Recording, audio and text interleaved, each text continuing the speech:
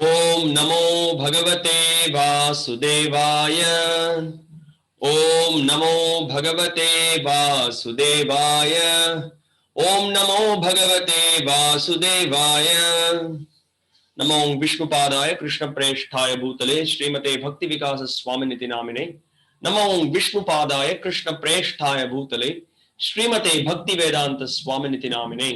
नमस्ते सारस्वते देवे गौरवाणी प्रचारिणे निर्विशेष शून्यवादी पाश्चात्य देशतारिणे।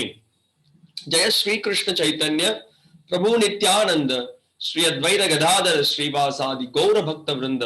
हरे कृष्ण कृष्ण कृष्ण हरे हरे, हरे राम राम राम हरे हरे। हरे कृष्णा। மீண்டும் மிக்க சந்தோஷம் உங்க எல்லாரையும் இந்த வாரம் இந்த துருவ லீலா தொடர் சொற்பொழிவு நிகழ்ச்சியில சந்திக்கிறதுக்கு. எப்பயும் போல நம்ம இந்த நிகழ்ச்சி தொடங்குறதுக்கு முன்னாடி போன வாரம் நடந்த முக்கியமான சில கருத்துக்களை நம்ம நினைவுபடுத்திக்கலாம். யாராவது புதுசா இன்னைக்கு இந்த நிகழ்ச்சிக்கு வந்திருந்தீங்க அப்படின்னா இஸ்கான் சேலம் சார்பில் உங்க எல்லாரையும் மிகவும் அன்போட இந்த நிகழ்ச்சிக்கு வரவேற்கிறோம். ஹரே கிருஷ்ணா. நம்ம போன வாரம் எப்படி துருவ மகாராஜ் நாரத முனிவருடைய மிகவும்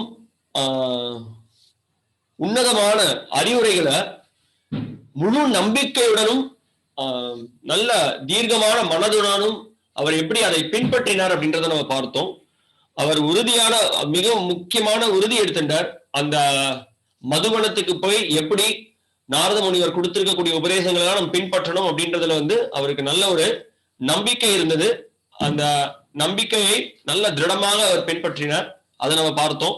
அதற்கு பிறகு நம்ம ஒண்ணு தெரிஞ்சிருந்தோம், துவாதசாட்சர மந்திரம் அப்படின்றத என்று தெரிஞ்சிருந்தோம். ஓம் நமோ பகவதே வாசுதேவாயா அப்படின்ற மந்திரத்தை நாரத முனிவர் துருவனுக்கு அதை கொடுத்த இன்னொரு முக்கியமான கருத்தையும் நம்ம தெரிஞ்சிருந்தோம். அந்த மந்திரம் அந்த யுகத்துக்கு உகந்ததாக இருந்தது. நம்ம கலியுகத்துல அனைவரும் உச்சாரணம் செய்யக்கூடிய ஒரு மந்திரமாக இருக்கக்கூடியது மகா மந்திரம் அப்படின்றது நம்ம தெரிஞ்சிடணும். அதே சமயத்துல தகுதி உள்ளவர்கள், பிராமணத்துவத்தை பின்பற்றக்கூடிய தகுதி உள்ளவர்கள், அவர்களுக்கு அவங்க பிராமணர்களாக பயிற்சி செய்யறதுக்கான ஏற்றம் கொடுக்கப்படலாம், சாஸ்திரத்துல அது அங்கீகரிக்கப்பட்டிருக்கு அப்படின்றதையும் நம்ம தெரிஞ்சிடணும். உதாரணத்திற்கு துருவன் அவர் ஒரு சத்திரிய குடும்பத்தை சேர்ந்தவராக இருந்தாலும் கூட ஓம் நமோ ஓம்ன்ற அவர் இந்த பிரணவ மந்திரம் அந்த துவாதசாட்சரத்துல இருந்தது. அது நாரத முனிவர் அவருக்கு கொடுத்தார், தகுதி வாய்ந்தவராக அவர் கருதினார். அதனால அந்த மந்திரம் கொடுக்கப்பட்டது. அதனால அந்த கருத்துக்களை பத்தி நம்ம பேசினோம். பிறகு நம்ம என்ன தெரிஞ்சிட்டோம் அப்படின்னா,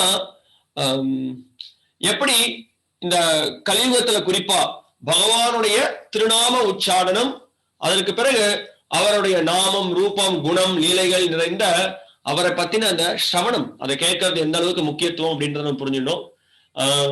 கிருஷ்ணர் எப்படி தன்னுடைய பக்தர்களை எந்த ஒரு சூழ்நிலையிலையும் எந்த ஒரு இடத்திலையும் எந்த ஒரு காலகட்டத்திலையும் அவர் பக்தர்களுக்கு பாதுகாப்பு கொடுப்பார் அப்படின்ற கருத்தை பிரபுபாதர் ஒரு பொருளுரையில ரொம்ப அற்புதமாக விளக்குறார்.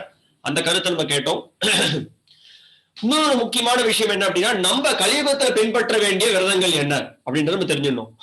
கண்டிப்பாக நம்மளால துருவ மகாராஜ் பின்பற்றி இருக்கக்கூடிய அந்த ஒரு கடுமையான தவங்களாக இருக்கட்டும், அவர் எப்படி தன்னுடைய நாக்கை கட்டுப்படுத்தினார், எப்படி தன்னுடைய வயத்தை கட்டுப்படுத்தினார், சுவாசத்தை கட்டுப்படுத்தினார், இதெல்லாம் நம்மளால இந்த செயல்களை செஞ்சு பார்க்க முடியாது. இதெல்லாம் சாத்தியம் கிடையாது இந்த கலியுகத்துல.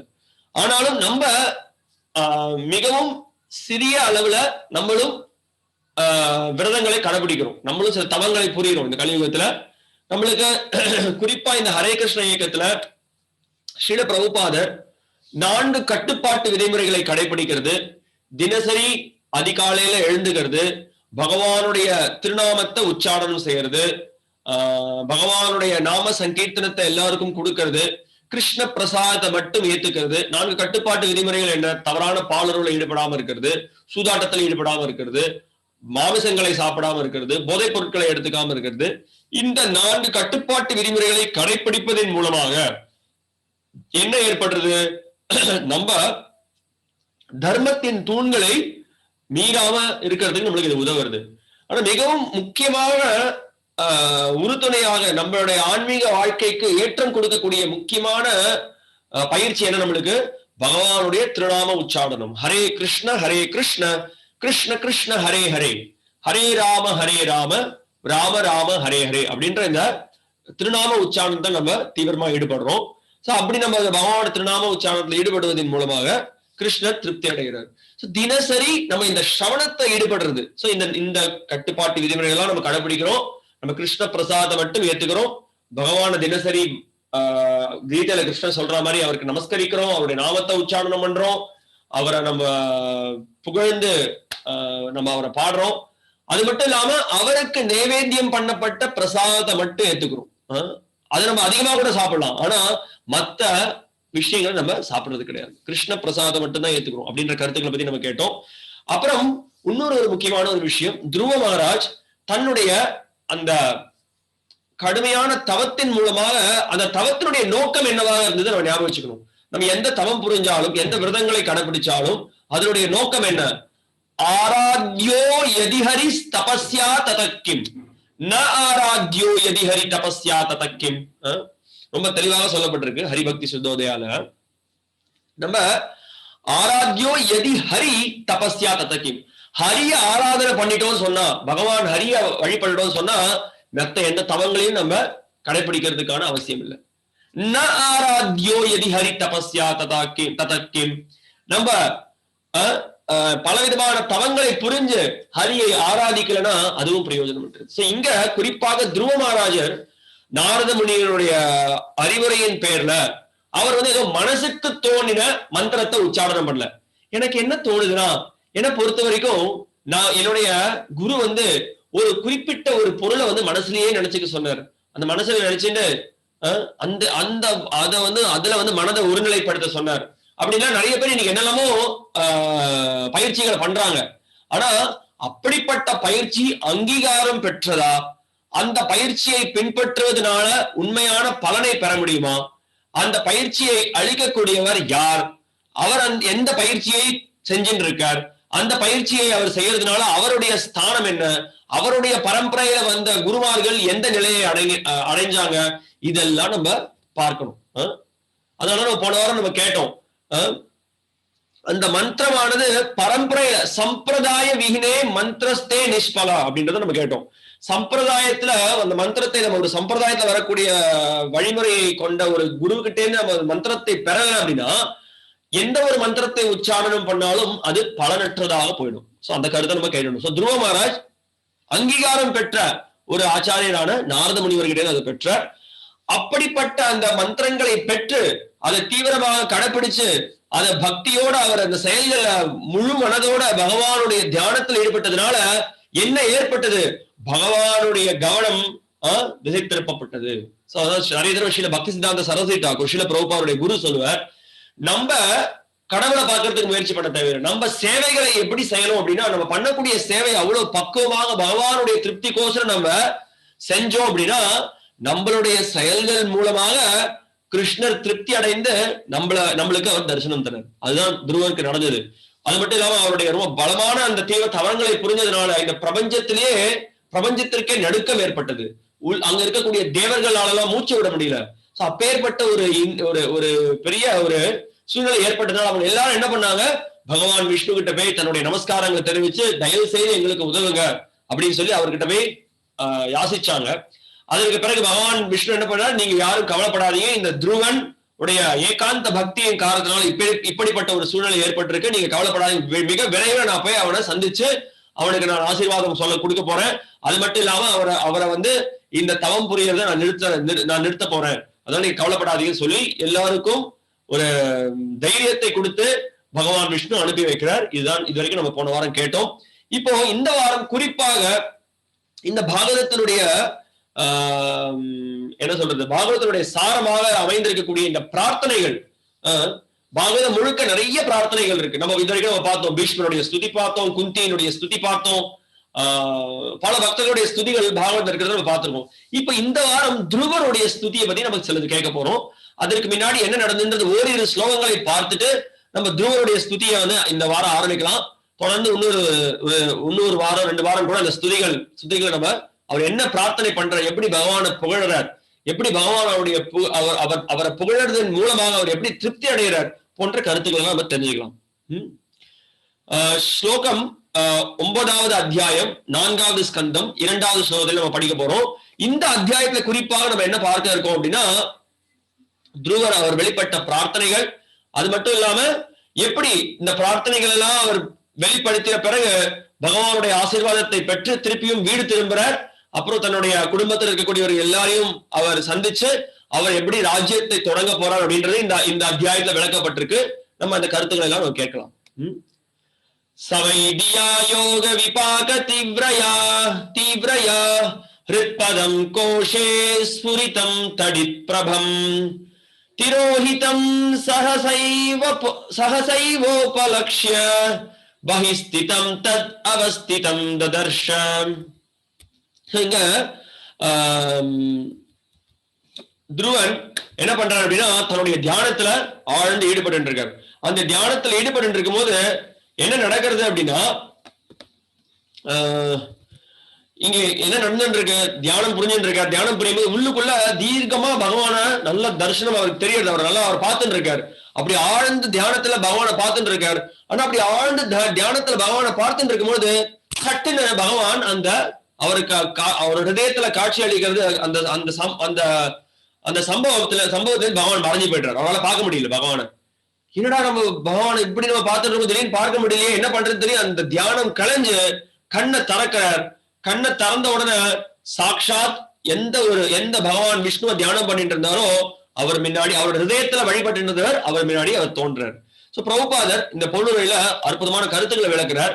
சில பிரபுபாதர் சொல்ற, அந்த வைகுண்ட தாமத்துல இருக்கக்கூடிய பகவானாக இருக்கட்டும், பிருந்தாவன தாமத்தில் இருக்கக்கூடிய பகவானா இருக்கட்டும், நம்ம கோயில வழிபடக்கூடிய அர்ச்சா விக்கிரகமாக இருக்கட்டும், அவங்களுக்கும் பகவானுக்கும் நம்ம வழிபாட்டுக்குரியவர்களுக்கும் எந்த ஒரு வித்தியாசம் இல்லாம சாட்சாத் அதே பெருமாள் தான், அதே பகவான் தான் அப்படின்ற கருத்தை பிரபுபாதர் சொல்றாரு. சோ நம்ம என்னன்னா, சில நிறைய பேர் நம்ம நினைச்சுக்கிறோம், இப்போதைக்கு நம்ம ஏதாவது ஒரு உருவத்தை தியானம் பண்ணலாம், ஆனா அதுக்கப்புறம் அந்த உருவம் எதுவும் இல்லை. அப்படி கிடையாது.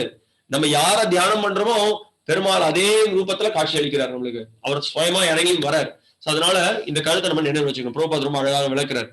அதற்கு பிறகு மேலும் சொல்லப்பட்டிருக்கு, சதம் விவக்ஷந்தமதத்விதம் ஹரேர் ஞாத்வாஸ்ய சர்வஸ்ய ச ஹிருத்யவஸ்திதः கிருதாஞ்சலிம் பிரம்மமயேன கம்புனா பஸ்பர்ஷபாலம் கிருபயா கபோலே. இது 3வது ஸ்லோகம் 9வது அத்தியாயத்துல 4வது ஸ்கந்தத்துல இங்க சொல்லப்பட்டிருக்க, சதங் விவக்ஷந்தம் அதத்விதம் ஹரி. பகவானை பார்த்த உடனே என்ன விருப்பப்படுறாருன்னா, துருவ மகாராஜ் விவக்ஷந்தம் அவருக்கு மேல பிரார்த்தனைகளை நான் வெளிப்படுத்தணும் அப்படின்னு ரொம்ப ஆசைப்படுறாரு. விடம் ஹரினா அந்த அளவுக்கு அவருக்கு அனுபவம் இல்லை. அந்த பிரார்த்தனைகள்லாம் சொல்ற சின்ன பையன் தானே, குழந்தை தானே, 5 வயசு பையன். இன்னும் அவன் பள்ளிக்கூடத்துக்கு கூட போல. அவன் வாத்தியார் கிட்ட எல்லாம் போய் சமஸ்கிருதம் கத்துக்கல. அவனுக்கு எதுவுமே தெரியாது. 5 வயசு பையன் என்ன தெரியும் யோசிச்சு பாருங்க. பகவானை பார்த்தோம்னா ஆனா அது ஆசை இருக்கு, அவர் புகழணும் அப்படின்னு எப்படி என்ன பண்றதுன்னு தெரியல. மேலும் ஸ்லோகத்துல சொல்லப்பட்டிருக்கு, கிருதஞ்சலிம் பிரம்மமயேன கம்புனா. பிரம்மமயேன கம்புனா. சார் என்ன பண்றாரு பகவான்? கம்புனானா அவருடைய சங்கு. பகவான் யார்? பகவான் ஒருத்தருடைய ஹிருதயத்தில் நடக்கக்கூடிய விஷயங்கள் எல்லாமே அவருக்கு தெரியும். சர்வஸ்ய சாஹம் ஹிருதி சன்னிவிஷ்டோ மத்த ஸ்மிருதிர் ஞானம் அபோகனம் ச. மத்த ஸ்மிருதிர் ஞானம் அபோகனம். ஞாபக சக்தியாக இருக்கட்டும், மறதியாக இருக்கட்டும், ஞானமாக இருக்கட்டும், எல்லாம் பகவான் ஒருத்தருக்கு கொடுக்கிறார். அவருக்கு எல்லாமே சர்வமும் அறிந்தவர். துருவனுடைய மனதில் நடக்கக்கூடிய விஷயங்களை ரிஷிகேஷாக இருக்கக்கூடியவர், புலன்களுக்கு அதிபதியாக இருக்கக்கூடியவர் அனைத்தையும் அறிந்திருக்கார். அதனால என்ன பண்றார்? தன்னுடைய சங்க எடுத்து என்ன பண்றார்? அந்த நமஸ்கரிச்சு இருக்கக்கூடிய துருவனுடைய தலைமையில அந்த சங்க வைக்கிறார். பஸ்பர்ஷபாலம் கிருபயா கபோலே. பஸ்பர்ஷனா தொடர், ஸ்பர்ஷம் அப்படின்னா தொடருது. தொட்டு என்ன பண்றார்? அவர் மேல தொடர், தன் சங்க தூக்கி தலையில வைக்கிறார். துருவன் எப்படி இருக்கான்? துருவன் ரொம்ப பவ்யமா அப்படியே கைகளை கூட்டிட்டு பகவான்கிட்ட பிரார்த்தனை பண்ணிட்டு இருக்கோம். சோ பிரபுபாதர் பொருளுரையில ரொம்ப அற்புதமான கருத்தை சொல்றார். ஒவ்வொரு பக்தனும் பகவானுடைய உன்னதமான புகழை எடுத்துரைக்கிறத மிகவும் ஆர்வம் கொண்டவர்களாக இருக்காங்க. சோ எந்த பக்தன் பகவானை புகழன்னு விருப்பப்படுறானோ அவன் வந்து மிகவும் ஆர்வத்தை வெளிப்படுத்துறான். அதே சமயத்துல அவனுக்கு வந்து பெரிய ஸ்தோத்திரங்கள் சொல்ல தெரியாம இருக்கலாம், பெரிய பெரிய வார்த்தைகளை சொல்ல தெரியாம இருக்கலாம். ஆனா அவன் ரொம்ப பணிவோட எனக்கு பகவான பிரார்த்தனை பண்ணணும்ன்ற எண்ணத்தை வெளிப்படுத்துறான். சோ பகவான் இங்க இந்த சூழ்நிலை தான் ஆறுது. அவனோட ஹிருதயத்துல அமர்ந்திருக்கக்கூடிய பகவான் துருவனுடைய மனதை புரிந்து கொண்டு பகவான் வந்து சரி நான் உனக்கு ஆசீர்வாதம் கொடுக்குறேன், நீ நீ என்னை புகழலாம் அப்படின்னு சொல்லி அதை மனசுல புரிஞ்சுட்டு பகவான் உனக்கு அந்த சங்க வந்து நம்ம தலையில அவருடைய துருவனுடைய தலையில தூக்கி பகவான் வந்து வைக்கிறார். எவ்வளவு ஒரு பெரிய ஆசீர்வாதம் பாருங்க. பகவான் உடைய சங்கு வந்து தலையில வைக்கப்படுது. நம்ம இப்ப கூட பார்க்கலாம், நிறைய விஷ்ணு கோயில், நம்ம நிறைய பெரிய பெரிய பிரம்மாண்டமாக ஸ்ரீரங்கமாக இருக்கட்டும், காஞ்சிபுரமாக இருக்கட்டும், நிறைய திவ்ய தேசம் நிறைய இடத்துக்கு பார்த்தீங்கன்னா என்ன பண்ணுவோம் அப்படின்னா நம்மளுக்கு வந்து ஆசீர்வாதம் பண்ணுவாங்க. என்ன பண்ணுவாங்க, அந்த ஷட்டாரின்னு சொல்லுவாங்க இல்லையா, அதை எடுத்து நம்ம பகவானோட பாதம் எடுத்து தலையில வைப்பாங்க. ஸோ அது நம்ம வந்து என்ன ஆகுது, நம்ம மிகப்பெரிய அளவில் தூய்மை அடைகிறோம். ஸோ அது மாதிரி பகவானுடைய ஆசீர்வாதம் நம்மளுக்கு கிடைச்சது அப்படின்னா நம்மளுடைய மந்த புத்தி, நம்மளுடைய துர்பாகியம், நம்ம மிகவும் மோசமான நம்மளுடைய சிந்தனைகள், கெட்ட எண்ணங்கள் எல்லாமே நம்மளுக்கு விலகப்படும். சோ நம்மளுக்கு எப்படி அது நடக்கிறது, நம்ம என்ன பண்ணணும், நம்மளுக்கு மாதிரி நம்மளுக்கு அது நடக்கிறது தினசரி இந்த மகாமந்திரத்தை உச்சாரணம் செய்யறதின் மூலமாக நம்மளுக்கு இந்த அற்புதமான வழிமுறை ஏற்படுறது. சோ அதனால நம்ம தொடர்ந்து நம்ம கிருஷ்ணனுடைய திருநாமத்தை உச்சாரணம் பண்ணோம் அப்படின்னா நம்ம ஸ்பர்ஷம், நம்மளுக்கு பகவான் நம்ம தொடரும், பகவான் நம்மள தொடர்றார், அவர் நம்மளுக்கு தொடர்ந்து நம்மளுக்கு ஆசீர்வாதம் கொடுக்கிறார். அதை நம்ம எல்லாம் நினைவு வச்சுக்கணும். சோ அப்போ இங்க துருவ மகாராஜ் கொஞ்சம் சங்கோஜப்படுறது அப்படின்னா கொஞ்சம் தயக்கப்படுறாரு. என்ன பண்றதுன்னு, எப்படி பொழுதுன்னு தெரியலையே, பெருமாளே நீங்க எப்படி நிக்கிறீங்களே, என்ன பண்றதுன்னு தெரியல அப்படின்னு ரொம்ப அந்த வருத்தத்தை வெளிப்படுத்துறார். உடனே பகவான் நீ கவலைப்படாத, என்னோட சங்க எடுத்து உன் தலை மேல வைக்கிறேன்னு சொல்லி அழகா தலை மேல சங்க வைக்கிறார். அதனால அந்த உன்னதமான உற்சாகத்தை துருவ மகாராஜர் பெற்றார். எப்படி பெற்றார் அப்படின்னா பிரம்மமயா அப்படின்ற வார்த்தை இந்த ஸ்லோகத்துல உபயோகப்படுத்தப்பட்டிருக்கு. சோ பகவானுடைய அந்த உட்சக்தியினால அவருக்கு வந்து உற்சாகம் பெற்று அவர் பேச தொடங்கினார். அவர் ஸ்துதிகளை வெளிப்படுத்த ஆரம்பிச்சார். அந்த ஸ்துதியும் வேதத்திற்கும் எந்த வித்தியாசமும் இல்லைன்னு பிரபுபாதர் பொருள் ரொம்ப அழகா சொல்றாரு. ஏன்னா வேதங்களுடைய ஒளி எதிர்வுகள் எப்படி இருக்கோ, துருவன் பேசியிருக்கக்கூடிய அந்த ஒளி எதிர்வுகள், அவருடைய ஸ்தோத்திரங்கள், அவருடைய ஸ்துதிக்கும் அந்த வேதத்தினுடைய சாராம்சமான விஷயத்திற்கும் எந்த வித்தியாசமும் இல்லை அப்படின்னு சொல்லப்பட்டிருக்கு. சோ அவர் எழுப்பிய சின்ன பையன் தானே, 5 வயசு பையன், இவன் என்ன அந்த சப்தத்துக்கும் தூய்மையான வேதத்தினுடைய சப்தத்திற்கும் எந்த வித்தியாசம் இல்லை அப்படின்னு பிரபுபாதர் ரொம்ப அற்புதமாக விளக்குறாரு. சோ அதனால பிரபுபாதர் பொருளில முடிக்கும் போது ரொம்ப அற்புதமாக சொல்றார். சோ அதனால இந்த ஹரே கிருஷ்ண மகாமந்திரத்தினுடைய ஒளி எதிர்வுகள், இந்த சப்தமானது இந்த பௌதிக உலகத்தை சார்ந்த சப்தம் கிடையாது. கோலோகேரா பிரேமதன ஹரிநாம சங்கீர்த்தன, கோலோகேர பிரேமதன ஹரிநாம சங்கீர்த்தன, கோலோகத்துல இருந்து இந்த பகவானுடைய ஹரே கிருஷ்ண மகாமந்திரம் இறங்கி வருது. சோ அதனால நம்ம இதை புரிஞ்சிடணும் அப்படின்னா நம்ம இன்னும் கவனத்தோட ரொம்ப உற்சாகத்தோட இந்த ஹரே கிருஷ்ண மகாமந்திரத்தை உச்சாரணம் பண்ணணும். சோ பிரபுபாதர் இந்த கருத்தை அற்புதமாக சொல்றார். ஸ்லோகம் 5க்கு நம்ம போலாம். சவை தடைவ பிரதிபாதிதாங்கிரங் தைவீங் பரிஜ்ஞாத பராத்ம நிர்ணயः தங் பக்தி பாவோப்யக்ருணாத சத்வரம் பரிஷ்ருதோருஷ்ரவசம் த்ருவக்ஸ்திதிஹி. இங்க என்ன நடக்கிறது அப்படின்னா, ஸ்லோகத்தை என்ன சொல்றாரு அப்படின்னா, அந்த சமயத்துல என்ன ஆகுது, சவை ததீவ பிரதிபாதிதம் கிரம். அப்போ அந்த பேசும் திறன் வந்து அப்பதான் அவருக்கு அந்த சங்க தொட்டோட அவருக்கு வர ஆரம்பிச்சிடுது. சோ அவருக்கு என்ன, வேதத்தினுடைய முடிவுகள் எல்லாம் அவர் புரிஞ்சுக்க ஆரம்பிச்சிட்டாரு. பகவானுடைய அனுகிரகத்தின் மூலமாக, பகவானுடைய கருணையின் மூலமாக என்னெல்லாம் புரிஞ்சுக்க ஆரம்பிச்சு, தைவீம் பிரதிஜ்ஞாத பராத்ம நிர்ணய, அதனால என்னெல்லாம் புரிஞ்சுக்க ஆரம்பிச்சார், பகவான் யார், பகவானுக்கும் இந்த பௌதிக உலகத்துக்கும் இருக்கக்கூடிய தொடர்பு என்ன, நம்ம யார், நம்மளுக்கும் பகவானுக்கு இருக்கக்கூடிய தொடர்பு என்ன, நம்மளுக்கும் இந்த பௌதிக பிரபஞ்சத்திற்கும் இருக்கக்கூடிய தொடர்பு என்ன, ஜட ஜட பேதம், ஜட ஜீவ பேதம், ஜீவ ஜீவ பேதம், ஜீவ பகவான் பேதம், இந்த பேதங்கள்லாம் என்ன அப்படின்ற கருத்துக்களை அவர் தெரிஞ்சுக்க ஆரம்பிச்சார். அப்புறம் என்ன சொல்லப்பட்டிருக்கு, தம் பக்தி பாவோ, எப்படி அவருக்கு இது கிடைச்சது, இந்த அனுகிரகம் எப்படி ஏற்பட்டது, அந்த பக்தி பாவத்தினால, எப்படி அவரோட பக்தி பாவத்தினால அவருக்கு இது கிடைச்சது, அந்த அவருடைய புகழ் உலகமெங்கும் பரவி இருக்கு அப்படின்றதையும் அவர் புரிஞ்சின்றார். அது மட்டும் இல்லாம துருவனுடைய புகழ் உலகம் எங்கும் பரவ போறது அப்படின்றது தெரிஞ்சது. துருவனுக்கு வந்து பகவான் என்ன பண்றார், துருவ நட்சத்திரம், துருவ க்ஷிதிஹி அப்படின்னா அவருக்குன்னு ஒரு ஸ்தானம், துருவ நட்சத்திரம்னு நம்மளுக்கு தெரியும், அவதான் அங்கதான் துருவர் வந்து இருக்காரு. துருவ நட்சத்திரம்ன்றது வந்து அவருக்கு ஸ்தானம் கொடுக்க போறது. அது வந்து என்ன, பிரம்மாலோகத்தோட அது மிகவும் உயர்ந்த நிலையில இருக்கு. அதுதான் ரொம்ப அற்புதமான விஷயம் ஸ்லோகத்தை சொல்லப்பட்டது. பிரபுபாதர் சொல்றார், அதாவது துருவன் வந்து பள்ளிக்கூடத்துக்கு போல, அவன் வந்து பெரிய ஒரு ஒரு வாத்தியார் கிட்ட போய் எதுவும் கத்துக்கல. நேரடியாக தேஷாம் சதத யுக்தானாம் பஜதாம் பிரீத்தி பூர்வகம் ததாமி புத்தியோகம் தம் ஏனமாம் உபயந்திதே. பகவான் என்ன பண்றார், யார் ஒருத்தர் அவர் வந்து திருப்திப்படுத்தணும்னு நினைக்கிறாங்களோ, அவரை புகழணும்னு நினைக்கிறாங்களோ, அவர் மேல பிரீத்தி கொண்டிருக்காங்களோ, அப்பேற்பட்டவர்களுக்கு அவரை வந்து அடைவதற்கான அனைத்து ஞானத்தையும் பகவான் வெளிப்படுத்துறதாக கீதையில கிருஷ்ணர் வந்து உத்தரவாதம் கொடுக்கிறார். அதே மாதிரி பிரபுபாத பொருளில மிகவும் ஒரு அடிப்படையான முக்கியமான நம்ம பயிற்சிக்கு நம்ம எல்லாரும் தெரிஞ்சுக்க வேண்டிய ஒரு முக்கியமான கருத்தை சொல்ற பிரபுபாத சொல்ற, வேதங்கள் மேல நம்பிக்கை நம்மளுக்கு இருக்கணும்.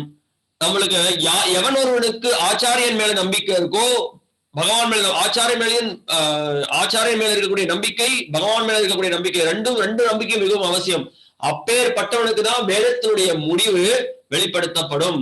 ரொம்ப தெளிவா, யஸ்ய தேவே பராபக்திர் யதா தேவே ததா குரு தஸ்யைதே கதிதாய் அர்த்தः பிரகாசந்தே மகாத்மனः. யஸ்ய தேவே பராபக்திர், தேவே பகவான் கிட்ட பக்தி இருக்கு. யஸ்ய தேவே பரா யதா தேவே ததா குரு, அதே பக்தி குரு கிட்டையும் இருக்கணும். குரு கிட்ட எந்த அளவுக்கு ஸ்ரத்தை இருக்கோ அதே ஸ்ரத்தை பகவான்கிட்ட இருக்கணும். அப்படி யார் இந்த ரெண்டு ஸ்ரத்தையும் வெளிப்படுத்துறாங்களோ, ஏன்னா எவன் ஒருவன் நல்ல ஒரு குரு பக்தியை வெளிப்படுத்துறானோ அந்த குரு யார வழிகாட்டுறா, பகவான் விஷ்ணுவ வழிகாட்டுறார். நம்ம எல்லாரும் விஷ்ணுடைய சேவகன் அப்படின்றத சொல்லி தர்றார். விஷ்ணு கிட்ட நவவித பக்தி புரி, ஸ்ரவணத்துல ஈடுபடு, கீர்த்தனத்துல ஈடுபடு அப்படின்றத அந்த குரு கொடுக்கிறார். அப்பேற்பட்ட குருக்கு சக்குதான் திலோஜை ஜன்மே ஜன்மே பிரபுசை, ஜன்ம ஜன்மத்திற்கு நம்ம கடன் பட்டிருக்கோம்.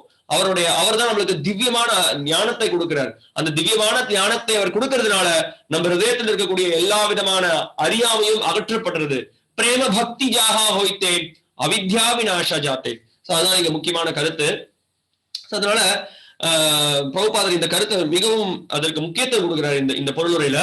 அப்போ வேதத்தினுடைய சாரம் யதா தேவே ததா தஸ்யைதே பிரகாசந்தே மகாத்மனः தஸ்யைதே கதிதாஹி அர்த்தः. அவன் அப்பேற்பட்டவனுக்கு எவன் ஒருவன் குரு மேலையும் கிருஷ்ணன் மேலையும் ஸ்ரத்தையை கொண்டிருக்கானோ, கதிதாஹி அர்த்தः வேதத்தினுடைய அர்த்தம் எல்லாம், அது முடிவு எல்லாமே அவனுக்கு கொடுக்கப்படும், அவன் புரிஞ்சுக்க முடியும் அப்படின்றத சொல்றார். சோ துருவ மகாராஜர் இந்த பக்தி தொழில் ஈடுபட்டார். யாருடைய அறிவுரையில் ஈடுபட்டார்? நாரத முனிவருடைய அறிவுரை பிரகாரம் ஈடுபட்டார். அப்படி ஈடுபட்டதுனால அவருக்கு ஏற்பட்ட நிலை என்ன? வேதத்தினுடைய எல்லா சாரத்தையும் அவரால் புரிஞ்சுக்க முடிஞ்சது. தெளிவாக அவருக்கு புரிஞ்சுக்க முடிஞ்சது.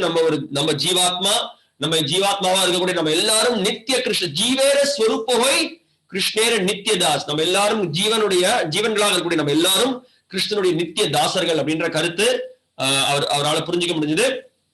அது மட்டும் இல்லாம நம்ம எல்லாருடைய ஸ்தானமே, நம்ம எல்லாரும் வாழ்க்கையில பண்ண வேண்டிய காரியம் என்ன? நம்ம எல்லாரும் பகவானுக்கு கைங்கரியம் பண்ணணும், நம்ம எல்லாரும் அவருடைய சேவையில் ஈடுபடணும் அப்படின்ற முக்கியமான கருத்தை ரொம்ப தெளிவாக துருவனால புரிஞ்சுக்க முடியுது. எப்படி புரிஞ்சுக்க முடியுது? பக்தி பாவேன, பக்தி யோகத்துல அவர் ஈடுபட்டார், ஸ்ரத்தையோடு குருவனுடைய அறிவுரைகளை பின்பற்றினார். அதனால அவரால் இந்த நிலையைக்கு உயர்வு பெற முடிஞ்சது. சோ பிரபுபாத பொருளுரையில சொல்றார்.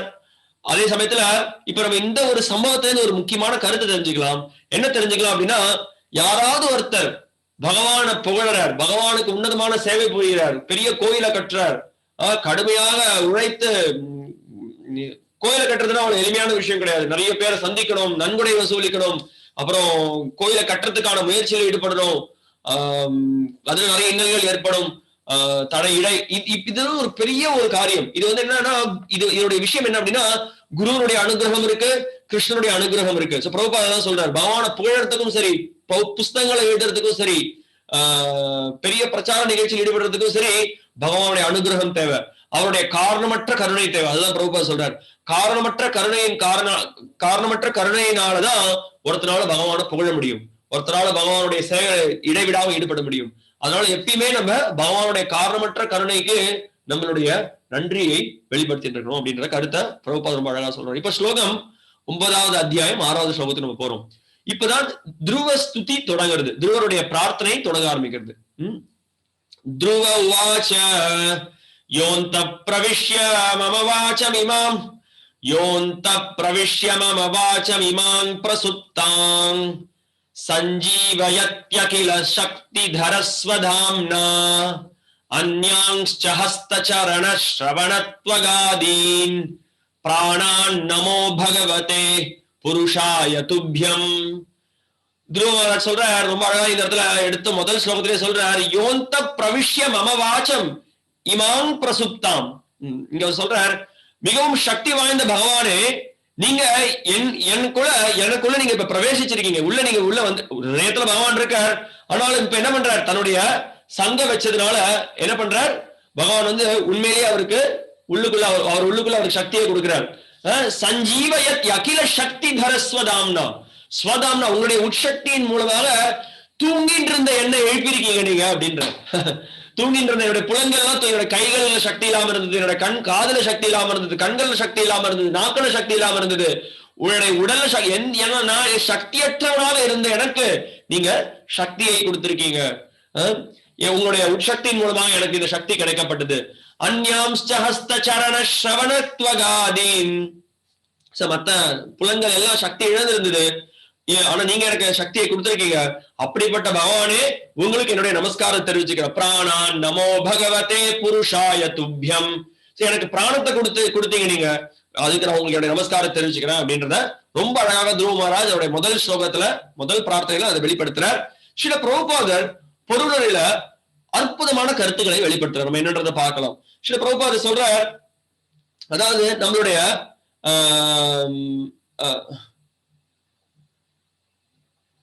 அவரால் வந்து புரிஞ்சுக்க முடியுது, முன்னாடி எப்படி இருந்த பகவான தரிசனம் பண்ண பிறகு, பகவான் தன்னுடைய சங்க வச்ச பிறகு அவர் எப்படி இருந்தார் அப்படின்றத அவரால் புரிஞ்சுக்க முடிஞ்சது. பிரபுபாதர் ரொம்ப அற்புதமாக பொருளுரையில சொல்றார், நம்ம ஆன்மீக தளத்துக்கு உயர்வு பெறல அப்படின்னா, நல்லா புரிஞ்சுக்க முயற்சி பண்ணுங்க. நம்ம இப்போ மனித பிறவி நம்மளுக்கு கிடைச்சிருக்கு. மனித பிறவி கிடைச்சு நம்ம என்ன பண்ணிட்டு இருக்கோம், ஆஹாரா நித்ரா பயம் மைத்துனம், சாப்பிடுறது தூங்குறது தற்காத்துக்கிறது இனப்பெருக்கத்தில் ஈடுபடுறது, வெறும் இந்த காரியங்களை மட்டுமே பண்ணிட்டு இருந்தோம் அப்படின்னா நம்ம மனிதன் சொல்லிக்கலாம், ஆனா மனிதன்ற பேர்ல மிருகமாக இருக்கும், த்விபாத பசு அப்படி இருக்கிறது அர்த்தமற்றது. பிரபுபாத இங்க ரொம்ப ரொம்ப தெளிவாக இந்த கருத்தை வெளிப்படுத்துற. என்ன சொல்றார் பிரபுபாத, சொல்றார், நீ ஆன்மீக தளத்துக்கு உன்னை உயர்த்தின்றாலே வழிய, நீ உயிரோட இருந்தா கூட நீ உயிர் இழந்தவனாக இருக்க, நீ ஒரு பிணம் தான் அப்படின்ற கருத்தை, பலமான கருத்தை அந்த பிரபுபாத சொல்றார். அதனால மனித பிறவை கிடைச்சு நம்ம பகவான புகழத்துக்கு தயாராகணும். பகவான புகழாம நம்ம வெறுமன புலன்களை திருப்திப்படுத்தக்கூடிய செயல்கள் ஈடுபட்டு இருந்தோம் அப்படின்னா அது அர்த்தமற்றது. அதனாலதான் ஆச்சாரியர்கள் பல பாடல்களை பாடுறாங்க. ஒரு உயர்ந்த கௌடிய வைஷ்ணவ சம்பிரதாயத்துல வரக்கூடிய உயர்ந்த ஒரு ஆச்சாரியர், சில பிரபுபாதருடைய குருவனுடைய அப்பா சில பக்தி வினோத் டாக்கூர், அவர் ரொம்ப அற்புதமான ஒரு பாட்டை பாடுறார். ஜீவ் ஜாகோ ஜீவ் ஜாகோ கோரா சந்தேர் போலே கோட்டா நித்ரா ஜாவோ மாயா பிசாச்சிர கோலே. அவர் சொல்றார், ஜீவ் ஜாகோ, எல்லாம் எழுந்துரு, எல்லா ஜீவன்கள், யார் சைத்தன்ய மகாபிரபு பாடுறாராம், எல்லா ஜீவனையும் எழுப்புறாரு, எல்லாம் தூங்கி, நீங்க எல்லாம் தூங்கினது போறோம், யார் மடியில தூங்கிட்டு இருக்கீங்க, பிசாசனுடைய மடியில தூங்கிட்டு இருக்கீங்க அப்படிங்கிற. யோசிச்சு பாருங்க, இதுதான் நம்மளுடைய நிலைமை. நம்ம கிருஷ்ணனுடைய சேவையில ஈடுபடல அப்படின்னா பிசாசனுடைய மடியில படுத்துன்னு நம்ம ரொம்ப சந்தோஷமா இருக்கும் நினைச்சிட்டு இருக்கோம். ஆனா அதுக்கு மிகப்பெரிய அபாயம் நம்மளுக்கு அது. அதனால முட்டாள்தனமான நம்ம நேரத்தை வீணடிப்பது சிறந்தது கிடையாது. அதனால முட்டாளா இருக்கிறது புத்திசாலியாக ஆகணும். புத்திசாலியாக ஆகணும் அப்படின்னா சைத்தன்ய மகாபிரபு கொடுத்திருக்கக்கூடிய மிகவும் எளிய வழிமுறையை நம்ம எடுத்துக்கணும். இன்னைக்கு லோச்சனதாஸ் தாக்கூர் அப்படின்ற ஒரு பெரிய ஆச்சாரிய, அவருடைய மறைவு நாள் ரொம்ப அழகா ஒரு பாடலை பாடுறார். பரம கருணா பகுதுய் ஜனா நிதாய் கௌரச்சந்திர சபை அவதார சாரசீரமணி கேவல ஆனந்த காண்ட. இந்த வழிமுறையை கலியுகத்துல ரொம்ப எளிய வழிமுறையை அதே பகவான் ஸ்ரீ கிருஷ்ணர், ஸ்ரீ சைத்தன்ய மகாபிரபு நித்யானந்தர், கிருஷ்ணர் பலராமர் சைத்தன்ய நித்யானந்தரா அவதரிச்சு ரொம்ப ரொம்ப மிகவும் எளிய வழிமுறையை கொடுக்குறாங்க. என்ன எளிய வழிமுறை? இது மாதிரி நம்ம பெரிய தபஸ்யா பண்ணணும் அவசியம் இல்ல, பெரிய பெரிய தவம் பெரிய காட்டுக்கு போகணும்னு அவசியம் இல்லை, இமயமலைக்கு போகணும்னு அவசியம் இல்லை. நம்ம எந்த இடத்துல இருந்தாலும் ஸ்தானே ஸ்திதி ஸ்ருதிகதான் தனுவான் மனோபீர், எந்த நிலையில இருந்தாலும் சரி நம்ம என்ன வாயினால் பாடி மனதினால் சிந்தித்து போய பிழையும் பெகுதருவான் நின்றேலோர் செப்பேலோர் எம்பாவைன்னு அங்க ஆண்டாள் சொல்ற மாதிரி வாயினால நம்ம பாடணும், பகவான நாமத்தை உச்சாரணம் பண்ணணும், காதால அவருடைய நம்ம நாமத்தை கேட்கணும், கைய தூக்கி அவர்கிட்ட சரணடைஞ்சு நம்ம ஹரே கிருஷ்ணமா வந்து உச்சாரணம் பண்ணணும். அவ்வளவுதான். கேவல ஆனந்த காண்டா, மிகவும் ஆனந்தமயமான ஒரு வழிமுறை. அதனால சொல்ற, ஜீவ் ஜாகோ, எழுந்துருங்க, போறோம், நீங்க மாயனுடைய மடியில தூங்கிட்டு இருந்தது, எழுந்துருங்க அப்படின்ற கருத்தை மிகவும் ஆழ்ந்த கருத்துக்களை சொல்ற. இது வேதங்களை கொடுத்திருக்கூடிய கருத்தும் இதுதான். உபநிஷத்திலும் இந்த கருத்தை சொல்றது. உத்திஷ்டோ ஜாகிரத பிராபிய வரண்ணிபோத. உத்திஷ்டோ எழுந்துரு ஜாகிரத பிராபிய வரன், உனக்கு பெரிய ஒரு வாய்ப்பு கிடைச்சிருக்கு மனித பிறவியில, நீ வந்து பகவான் சேவை ஈடுபடு. சுரஸ்ய தாரா நிச்சித துரத்யா, துர்கம் பதஸ்து கவையோ வதந்தி. எப்படி வந்து இந்த ஆன்மீக வாழ்க்கைன்றது எப்படி அப்படின்னா ஒரு பெரிய கூர்மையான கத்திகள் நடக்கிற மாதிரி ரொம்ப கவனத்தோட நம்ம இந்த ஆன்மீக வாழ்க்கையில பயிற்சி பண்ணோம் அப்படின்ற கூற்றுக்கள் வேதங்கள்ல சொல்லப்பட்டிருக்கு. சோ அந்த கருத்தை பிரபுபாத் ரொம்ப அற்புதமாக சொல்றார். சோ பிரபுபாத் சொல்றார், நம்ம என்ன பண்றோம், நம்ம இந்த ஆன்மீக சக்தியை இந்த உலகாயுத பௌதிக சக்தியிலிருந்து நம்ம விடுபட்டு ஆன்மீக சக்திக்குள்ள நுழையறதுக்கு நம்ம பயிற்சி பண்றோம். அதுக்குதான் நம்ம இந்த ஹரே கிருஷ்ண மகாமந்திரத்தை உச்சாரணம் பண்றோம். இந்த ஹரே கிருஷ்ண மகாமந்திரம் உச்சாரணம் பண்ணுவோம். என்ன ஆகுது, ஹரே அப்படின்றது வந்து என்ன, பகவானுடைய உட்சக்தி. கிருஷ்ணா அப்படின்றது பகவான் சாட்சாத் ஸ்ரீ கிருஷ்ணர். சோ இந்த ஹரே கிருஷ்ணா ரெண்டு பேருக்கிட்டையும் நம்ம ரொம்ப பணிவோட நம்ம அவங்கள்ட்ட கேட்கிறோம், தயவு செய்து உங்களுடைய சேவையில் ஈடுபடுத்துங்க அப்படின்னு நம்ம கேட்கும்பொழுது என்ன ஆகுது, நம்ம இந்த பௌதிக பிணைப்புல இருந்து விடுதலை அடைந்து பகவானுடைய தரிசனம் அவருடைய உட்சக்திக்குள்ள நம்ம நுழைவு பெறணும். அதுதான் நீங்க முக்கியமான கருத்து. அது பிரபுபாத ரொம்ப தெளிவாக இங்க விளக்குறாரு. சோ அப்படி நம்ம என்ன பண்றோம், அப்படி நம்ம நாமத்தை உச்சாரணம் செய்யறதின் மூலமாக அதுதான் பக்தியினுடைய பக்தி யோகத்தினுடைய தொடக்கம். ரொம்ப தெளிவாக யம தர்மராஜா என்ன சொல்றாரு அப்படின்னா, ஏதாவன் ஏவ லோகேஸ்மின் ஏதாவன் ஏவ லோகேஸ்மின் தர்மேன ஸ்லோகம் நினைவு வரல. மூணாவது வரி என்ன சொல்றது அப்படின்னா, பகவத் பக்தி யோகத்தை தன்னாம கிரகணாதிபிகி. இந்த கலியுகத்துல குறிப்பாக பக்தி மார்க்கம் அதுதான் சிறந்த தர்மம். அந்த தர்மத்தை நம்ம பயிற்சி பண்ணணும் அப்படின்னா நம்ம என்ன, அந்த தர்மம் எப்படி எப்படி தொடங்குறது, அந்த தர்மம் பக்தி யோகோ பகவதி பக்தி யோகோ பகவதி தன்னாம கிரகணாதிபிகி. எப்படி நாக்கை கொண்டு நம்ம அவருடைய நாமத்தை சொல்றோம், அதுதான் பக்தியினுடைய தொடக்கம் அப்படின்னு சொல்லப்படுறது. சோ அப்ப என்ன ஆகுது, அது மாதிரி நம்ம நாக்கை கொண்டு பகவானோட நாமத்தை சொன்னோம் அப்படின்னா சேவோன்முகேஹி ஜிக்வாதோ, நம்ம பகவானுடைய உன்முக அவருக்கு திருப்திப்படுத்துற மாதிரி அவர் நாக்கை கொண்டு அவருடைய நாமத்தை சொல்றோம். அப்ப பகவான் திருப்தி அடைகிறார். அதுதான் முக்கியமான கருத்து. இந்த கருத்துக்களை பொருளுரையில பிரபுபாத் ரொம்ப அழகா விளக்குறார். இப்போ அடுத்த ஸ்லோகத்துக்கு போலாம். ஏகஸ்த்வமேவ பகவன் இதம் ஏகஸ்த்வமேவ பகவன் இதமாத்ம சக்தியா மாயாக்யயோருகுணயா மகதாத்யசேஷம் சிருஷ்ட்வானுவிஷ்ய புருஷஸ்ததசத்குணேஷு நானேவ தாருஷு விபாவசுபத்விபாசி. என்ன சொல்லப்பட்டிருக்கு அப்படின்னா, ஏகஸ்துவமேவ பகவன், அந்த பகவான் பரமபுருஷனாக இருக்கக்கூடியவர் அவர் ஒருத்தர் தான். ஆனாலும் அவர் ஒருத்தராக இருக்கக்கூடியவர் எப்படி எல்லா இடத்துலயும் இருக்கார் அப்படின்னு கேட்கும்பொழுது துருவமரா சொல்றார், இதம் ஆத்ம சக்தியா மாயாக்கியோரு குணையா மகதாத்யசேஷம். அவர் தன்னுடைய சக்திகள் மூலமாக பல இடங்கள்ல பரவி இருக்காரு. அவர் என்ன பண்ற, ஆன்மீக உலகங்களாக இருக்கட்டும் பௌதிக உலகங்களாக இருக்கட்டும் எல்லா உலகத்துக்கும் தான் பரவி இருக்க தன்னுடைய சக்திகள் மூலமாக. தன்னுடைய சக்திகளை கொண்டு இந்த பௌதிக பிரபஞ்சத்தை பகவான் உருவாக்குறார். அப்புறம் அந்த பௌதிக பிரபஞ்சம் செயல்படுறதுக்கோசரம் அதுக்குள்ளேயும் அவர் நுழைவு பெறார். அதுக்குள்ள நுழைவு பெற்று பல நம்ம ஜீவன்கள், இந்த உலகத்தில் இருக்கக்கூடிய பல ஜீவாத்மாக்கள் இருக்காங்க. இந்த உலகத்துல இந்த ஜீவன்கள் எல்லாரும் நம்ம எல்லாரும் பகவானை பிரிஞ்சு தனியாக இன்பத்தை அனுபவிக்கணும் நம்ம நினைச்சோம். சோ அந்த எண்ணத்தை பூர்த்தி செய்யறதுக்கோசரம் பகவான் என்ன பண்றார், வாய்ப்பை கொடுக்கிறார். பல 84 லட்சம் வகையான உடல்கள் கொடுக்கிறார். பல விதமான பிரபஞ்சங்கள் இருக்கு, பல விதமான கிரகங்கள் இருக்கு. ஒருத்தரும் ஒரு இடத்துல நம்ம கர்ம வினைக்கு ஏற்ற மாதிரி ஒவ்வொரு இடத்துல செயல்களை புரிஞ்சுட்டு இருக்கும். அதற்கும் அந்த வாய்ப்பை அவர் தான் ஏற்படுத்தி கொடுக்கிறார். சோ பகவான்றவர் வந்து ஒரு நபர், அவர் நபர் இல்லாதவர் கிடையாது. அவர் ஒரு நபர். அவர் தன்னுடைய சக்தி பரிணாமவாதம்னு பேர் இருக்கு. தன்னுடைய சக்திகள் மூலமாக அனைத்து செயல்களையும் பகவான் புரிகிறார். இப்போ பௌதிகவாதிகள் கூட புலன்பத்தில் ஈடுபடுறதுக்கும் அதுக்கான சக்தியும் அவர் தான் கொடுக்கிறார். அவர் சக்தியை அவர் எடுத்துட்டார் அப்படின்னா யாராலையும் எந்த காரியத்தையும் செய்ய முடியாது. சோ அதனால நம்ம ஆன்மீக செயல்களை உற்சாகத்தோட செயல்களை புரியறதுக்கு பகவானுடைய உட்சக்தியின் மூலமா நம்மளை செயல்பட வைக்கிறார்.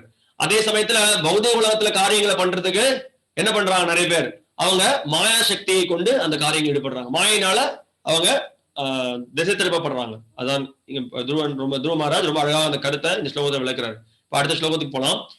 த்வத்தயா வயுனயேதமசஷ்ட விஸ்வம் சுப்த பிரபுத்த இவநாத பவத் பிரபன்னஹ தஸ்யாபவர்க்ய சரணம் தவ பாத மூலம் விஸ்மர்யதே கிருதவிதா கதமார்த்த பந்தோ. சொல்ற தத்வத்தயா வயுனயேதம் அசஷ்ட விஸ்வம். விஸ்வம் இந்த பிரபஞ்சத்திற்கு நீங்க இந்த பிரபஞ்சத்துல முதல்ல பிரம்மாக்கு நீங்க ஞானத்தை கொடுத்தீங்க, அவருக்கு நீங்க ஞானத்தை கொடுத்தீங்க. அவர் உங்களுக்கு முழுமையா சரணடைந்திருந்தார், அவருக்கு நீங்க ஞானத்தை கொடுத்தீங்க. ஆரம்பத்துல அவருக்கு எப்படி அவரு தேனே பிரம்மர்தயாதி கவையே முகியந்தி அத் சூரிய, பிரம்மாக்கு ஆதி கவி, ஆதி கவி வந்து யாரு? பகவான் கிருஷ்ணதான் ஆதி கவி. அவர் தான் வந்து பிரம்மாக்கு ஞானத்தை அறிவை கொடுத்தார். சோ அப்படி அவர் அறிவை கொடுத்ததுனால என்ன, தூங்கிட்டு இருந்தார். அவர் தூங்கிட்டு இருந்தாருன்னா என்ன, பிரம்மாக்கு எதுவுமே தெரியல. பிரபஞ்சம் வந்து தாமரை தன்ல மேல வந்துட்டார். எங்க இருக்கோம், என்ன நடக்கிறது ஒண்ணுமே புரியல. பகவான் வந்து அவருக்கு அறிவுரையை கொடுக்கிறார், தபஸ்யால் ஈடுபட சொல்றார். தபஸ்யால் ஈடுபட சொல்லி அவர் காரியங்களை புரியுது. அதுதான் சொல்றார், சுப்த பிரபுத்த இவனாத்த பகவத் பிரபன்ன. உங்கள்கிட்ட சரணடைந்தார், உங்களை சரணடைந்து அவர் பிரார்த்தனைகளை வெளிப்படுத்தின உடனே வழிகாட்டுதல் கேட்டவுடனே நீங்க அவருக்கு எல்லா அறிவையும் கொடுத்தீங்க. அதன் மூலமா அவரால் செயல் ஈடுபட முடிஞ்சது. தஸ்யா பவர்கிய சரணம் தவபாத மூலம். சோ உங்களுடைய தாமரை திருவடிகளை யாரெல்லாம் தஞ்சம் புகுறாங்களோ அவங்களுக்கு நீங்க விடுதலை தரீங்க. இந்த பௌதிக பிரபஞ்சத்திலே சம்சார சாகத்திலிருந்து விடுதலை தரீங்க அப்படின்றத சொல்றாரு. விஸ்மர்யதே கிருத விதா கதமார்த்த பந்தோ. அவர் சொல்றாரு, விஸ்மரியத்தை, யாராவது ஒருத்தன் உண்மையிலேயே ஆர்த்த பந்தோ, அதாவது கஷ்டத்துல இருக்கக்கூடியவன், உங்களை வழிபடுறத, உங்களை பத்தி நினைக்கிறத எப்படி அவனால வந்து விட முடியும்? எந்த ஒரு படிச்சவனாக இருந்தாலும், எந்த ஒரு அறிஞனாக இருந்தாலும் அவன் அவனால மறக்கவே முடியாது. ஏன்னா அப்பேற்பட்ட உன்னதமான குணங்களை நீங்க கொண்டிருக்கீங்க அப்படின்ற கருத்தை துருவ மகாராஜ் விளக்குறார். பிரபுபாத பொருளையில சொல்றார், ஒரு சரணடைந்த பக்தன் ஒரு க்ஷணம் கூட தன்னுடைய பகவானை மறக்கிறது கிடையாது. ஒரு தூய பக்தனுடைய தகுதி என்ன அப்படின்னா அவ்வியர்த்த காலத்துவம். ஒரு க்ஷணத்தை கூட வீணடிக்க மாட்டான், எப்பயுமே பகவானுடைய நினைவுல இருப்பான். சோ பகவானுடைய காரணமற்ற கருணையை எப்பயுமே ஏங்கின்னு இருப்பான். அது மட்டும் இல்லாம எப்பயுமே உற்சாகத்தோட பகவானுடைய சேவையில தொடர்ந்து அவர் ஈடுபட்டு இருப்பான். இதுதான் ஒரு பக்தனுடைய, உயர்ந்த பக்தனுடைய அறிகுறி என்ன அப்படின்னா எப்பயுமே பகவானுடைய சேவை ஈடுபட்டு இருக்கிற, அவருடைய நாமத்தை பாடிட்டு இருப்பான், இல்ல அவருடைய புகழை பத்தி மத்தவங்களுக்கு எடுத்து சொல்லிட்டு இருப்பான், இல்ல மத்தவங்களை எப்படி பக்தியை ஈடுபடுத்துறதுக்கான முயற்சியில் ஈடுபடுவான், பகவான புகழ உலகம் எங்கும் கொடுக்கறதுக்கான மத்த இதர பிரச்சார நிகழ்ச்சிகள் ஈடுபடுவான். இப்படி எப்படின்னா அவனுக்கு எப்படி இந்த மாதிரி உற்சாகம் வந்துட்டே இருக்கு, பகவான் கிட்ட அவனுக்கு சக்தி கிடைச்சுட்டே இருக்கு. ஏன்னா பகவானுடைய தொடர்பு இருந்துட்டே இருக்கும். நம்ம எல்லாருக்கும் இந்த வாய்ப்பு இருக்கு. சில பேர் அந்த வாய்ப்பை உபயோகப்படுத்திக்கிறாங்க, சில பேர் அந்த வாய்ப்பை உபயோகப்படுத்திக்கிறது இல்லை. பகவானுடைய பவர் ஹவுஸ் சொல்றோம்ல, மின்சார வாரியம், அவரோட மின்சார வாரியத்தோட நம்ம தொடர்பு வச்சுட்டோம் அப்படின்னா இடைவிடாம, இது வந்து நம்ம ஊர்ல இருக்கிற மின்சார வாரியம் மாதிரி கிடையாது.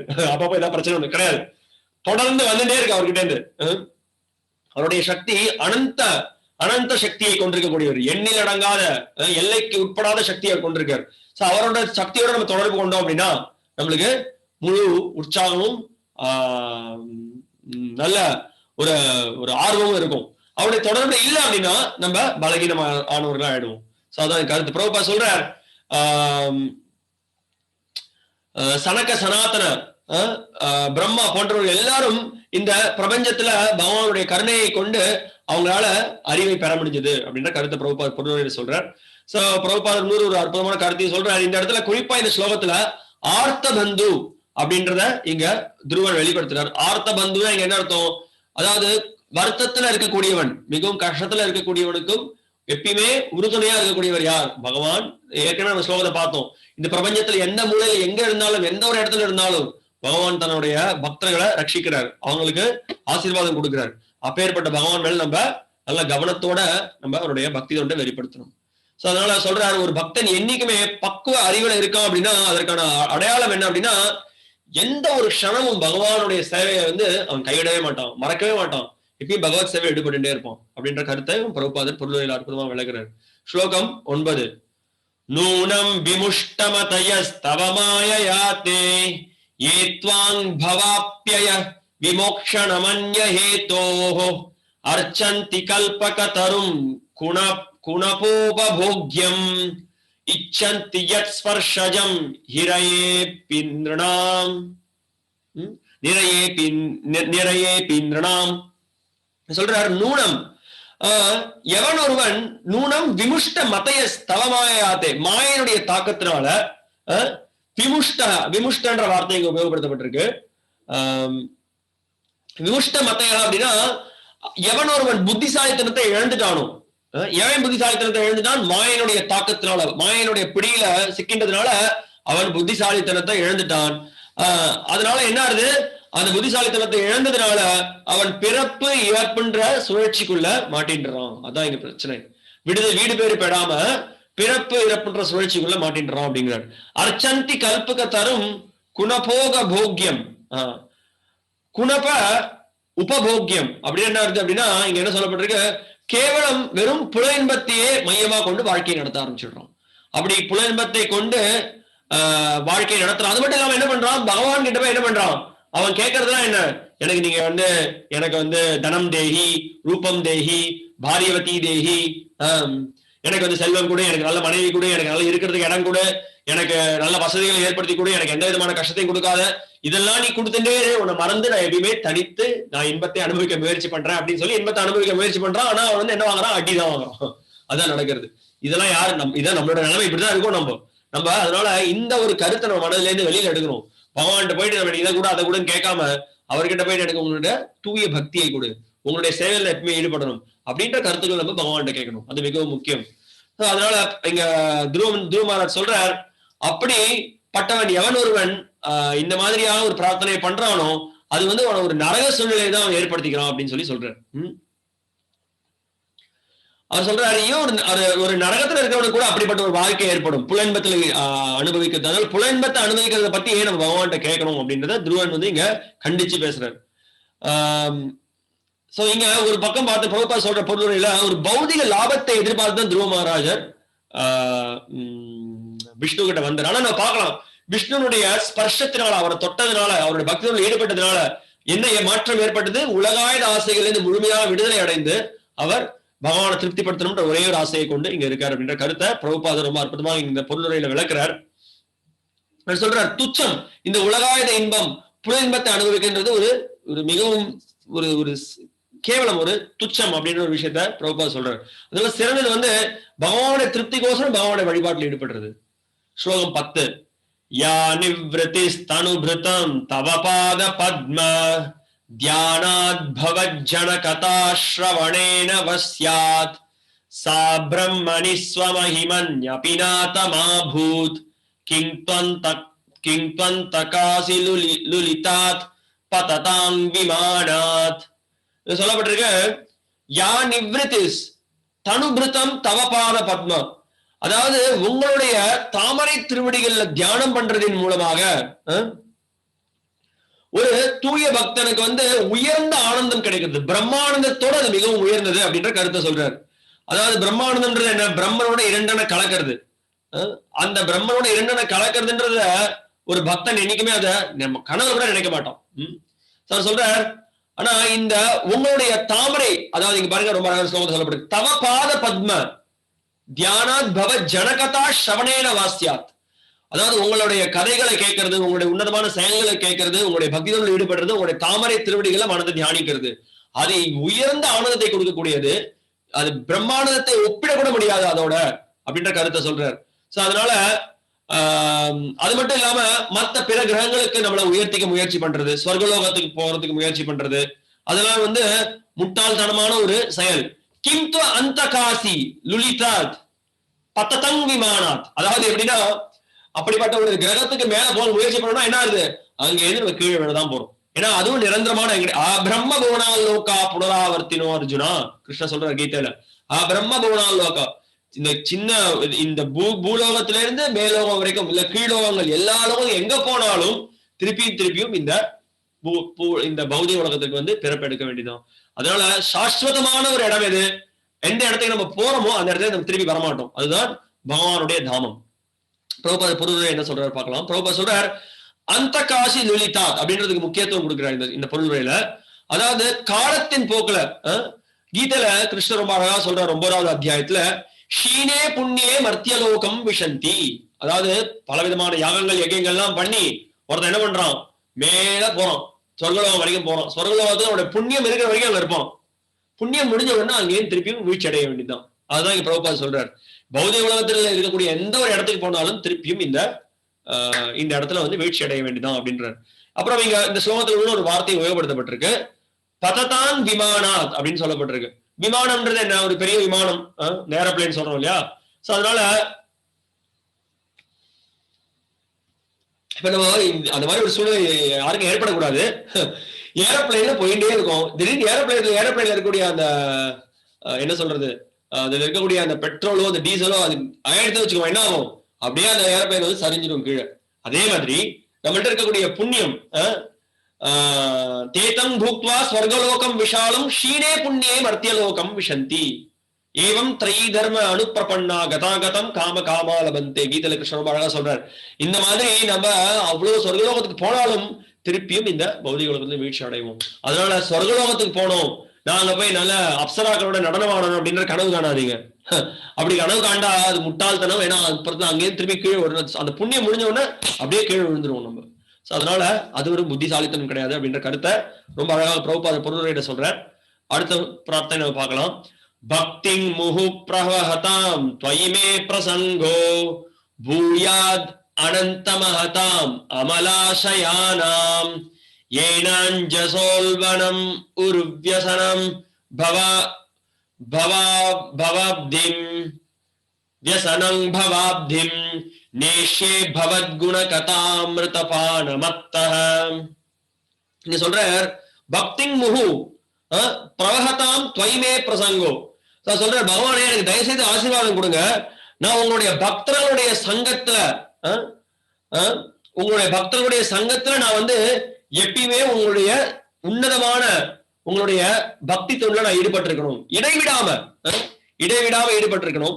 எப்படி இடைவிடாம ஈடுபட்டிருக்கணும், எப்படி வந்து ஒரு நதியில அந்த அலைகள் வந்து தொடர்ந்து இருக்கோ அதே மாதிரி தொடர்ந்து அது ஓடின்னு இருக்கோ அதே மாதிரி. குந்தி மராணி ரொம்ப அழகா சொல்றாங்க இல்லையா அவங்களுடைய பிரார்த்தனைகள்ல, கங்கே வௌகம் உதன்வத்தி அப்படின்றாங்க. எப்படி கங்கா பெருக்கெடுத்து ஓடுறதோ, தொய்மே நன்ய விஷயா மதிர் மதுபதே சக்ருத், மதிர் மதுபதே சக்ருத் கிரியேத பகவத் யத்யா கங்கே வௌகம் உதன்வதி. கங்கே வௌகம் உதன்வதி, வேகமா கங்கா ஓடுறது. அது மாதிரி நானும் உங்களுடைய தாமரை திருவடிகளுடைய சேவையில் ஈடுபடுத்தி எனக்கு உற்சாகத்தை கொடுங்க அப்படின்னு நீங்க துருவன் ரொம்ப அழகா சொல்றார். அப்பேற்பட்ட உன்னத நிலையில இருக்கக்கூடிய பக்தர்கள் என்னைக்குமே கலப்பணம் அடையறது இல்ல. எதனால? 3 குணங்களுடைய தாக்கத்தினால. ஏன் 3 குணங்களுடைய தாக்கத்தினால கலப்பணம் அடையறது இல்ல? ஏன்னா அந்த பக்தர்கள் மிகவும் ஆழ்ந்த பக்தி தொழில ஈடுபட்டு இருக்காங்க. ஆழ்ந்த பக்தி தொழில ஈடுபட்டு இருக்கிறதுனால அவங்க என்னைக்குமே கலப்பணம் அடையறது இல்லை அப்படின்ற கருத்து ரொம்ப அற்புதமாக சொல்லப்படுறது. அது மட்டும் இல்லாம உத்தரவாதம் கொடுக்குறார் இந்த ஸ்லோகத்துல. அவர் சொல்றார் நேஷே பவத் குணகதாமிருத பானமத்தக.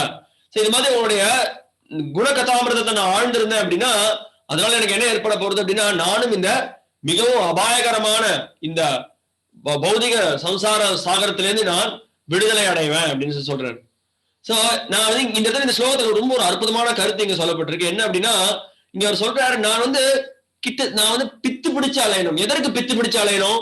உங்களுடைய நாம ரூப குண லீலைகளை சொல்றதுல பித்து. குண கதாமிருத பான மத்தக. மத்தகனா என்ன? இந்த இடத்துல மத்தகன்ற வார்த்தைக்கு அர்த்தம் என்ன அப்படின்னா பானனா என்ன? நம்ம குடிக்கணும். எதை குடிக்கிறது?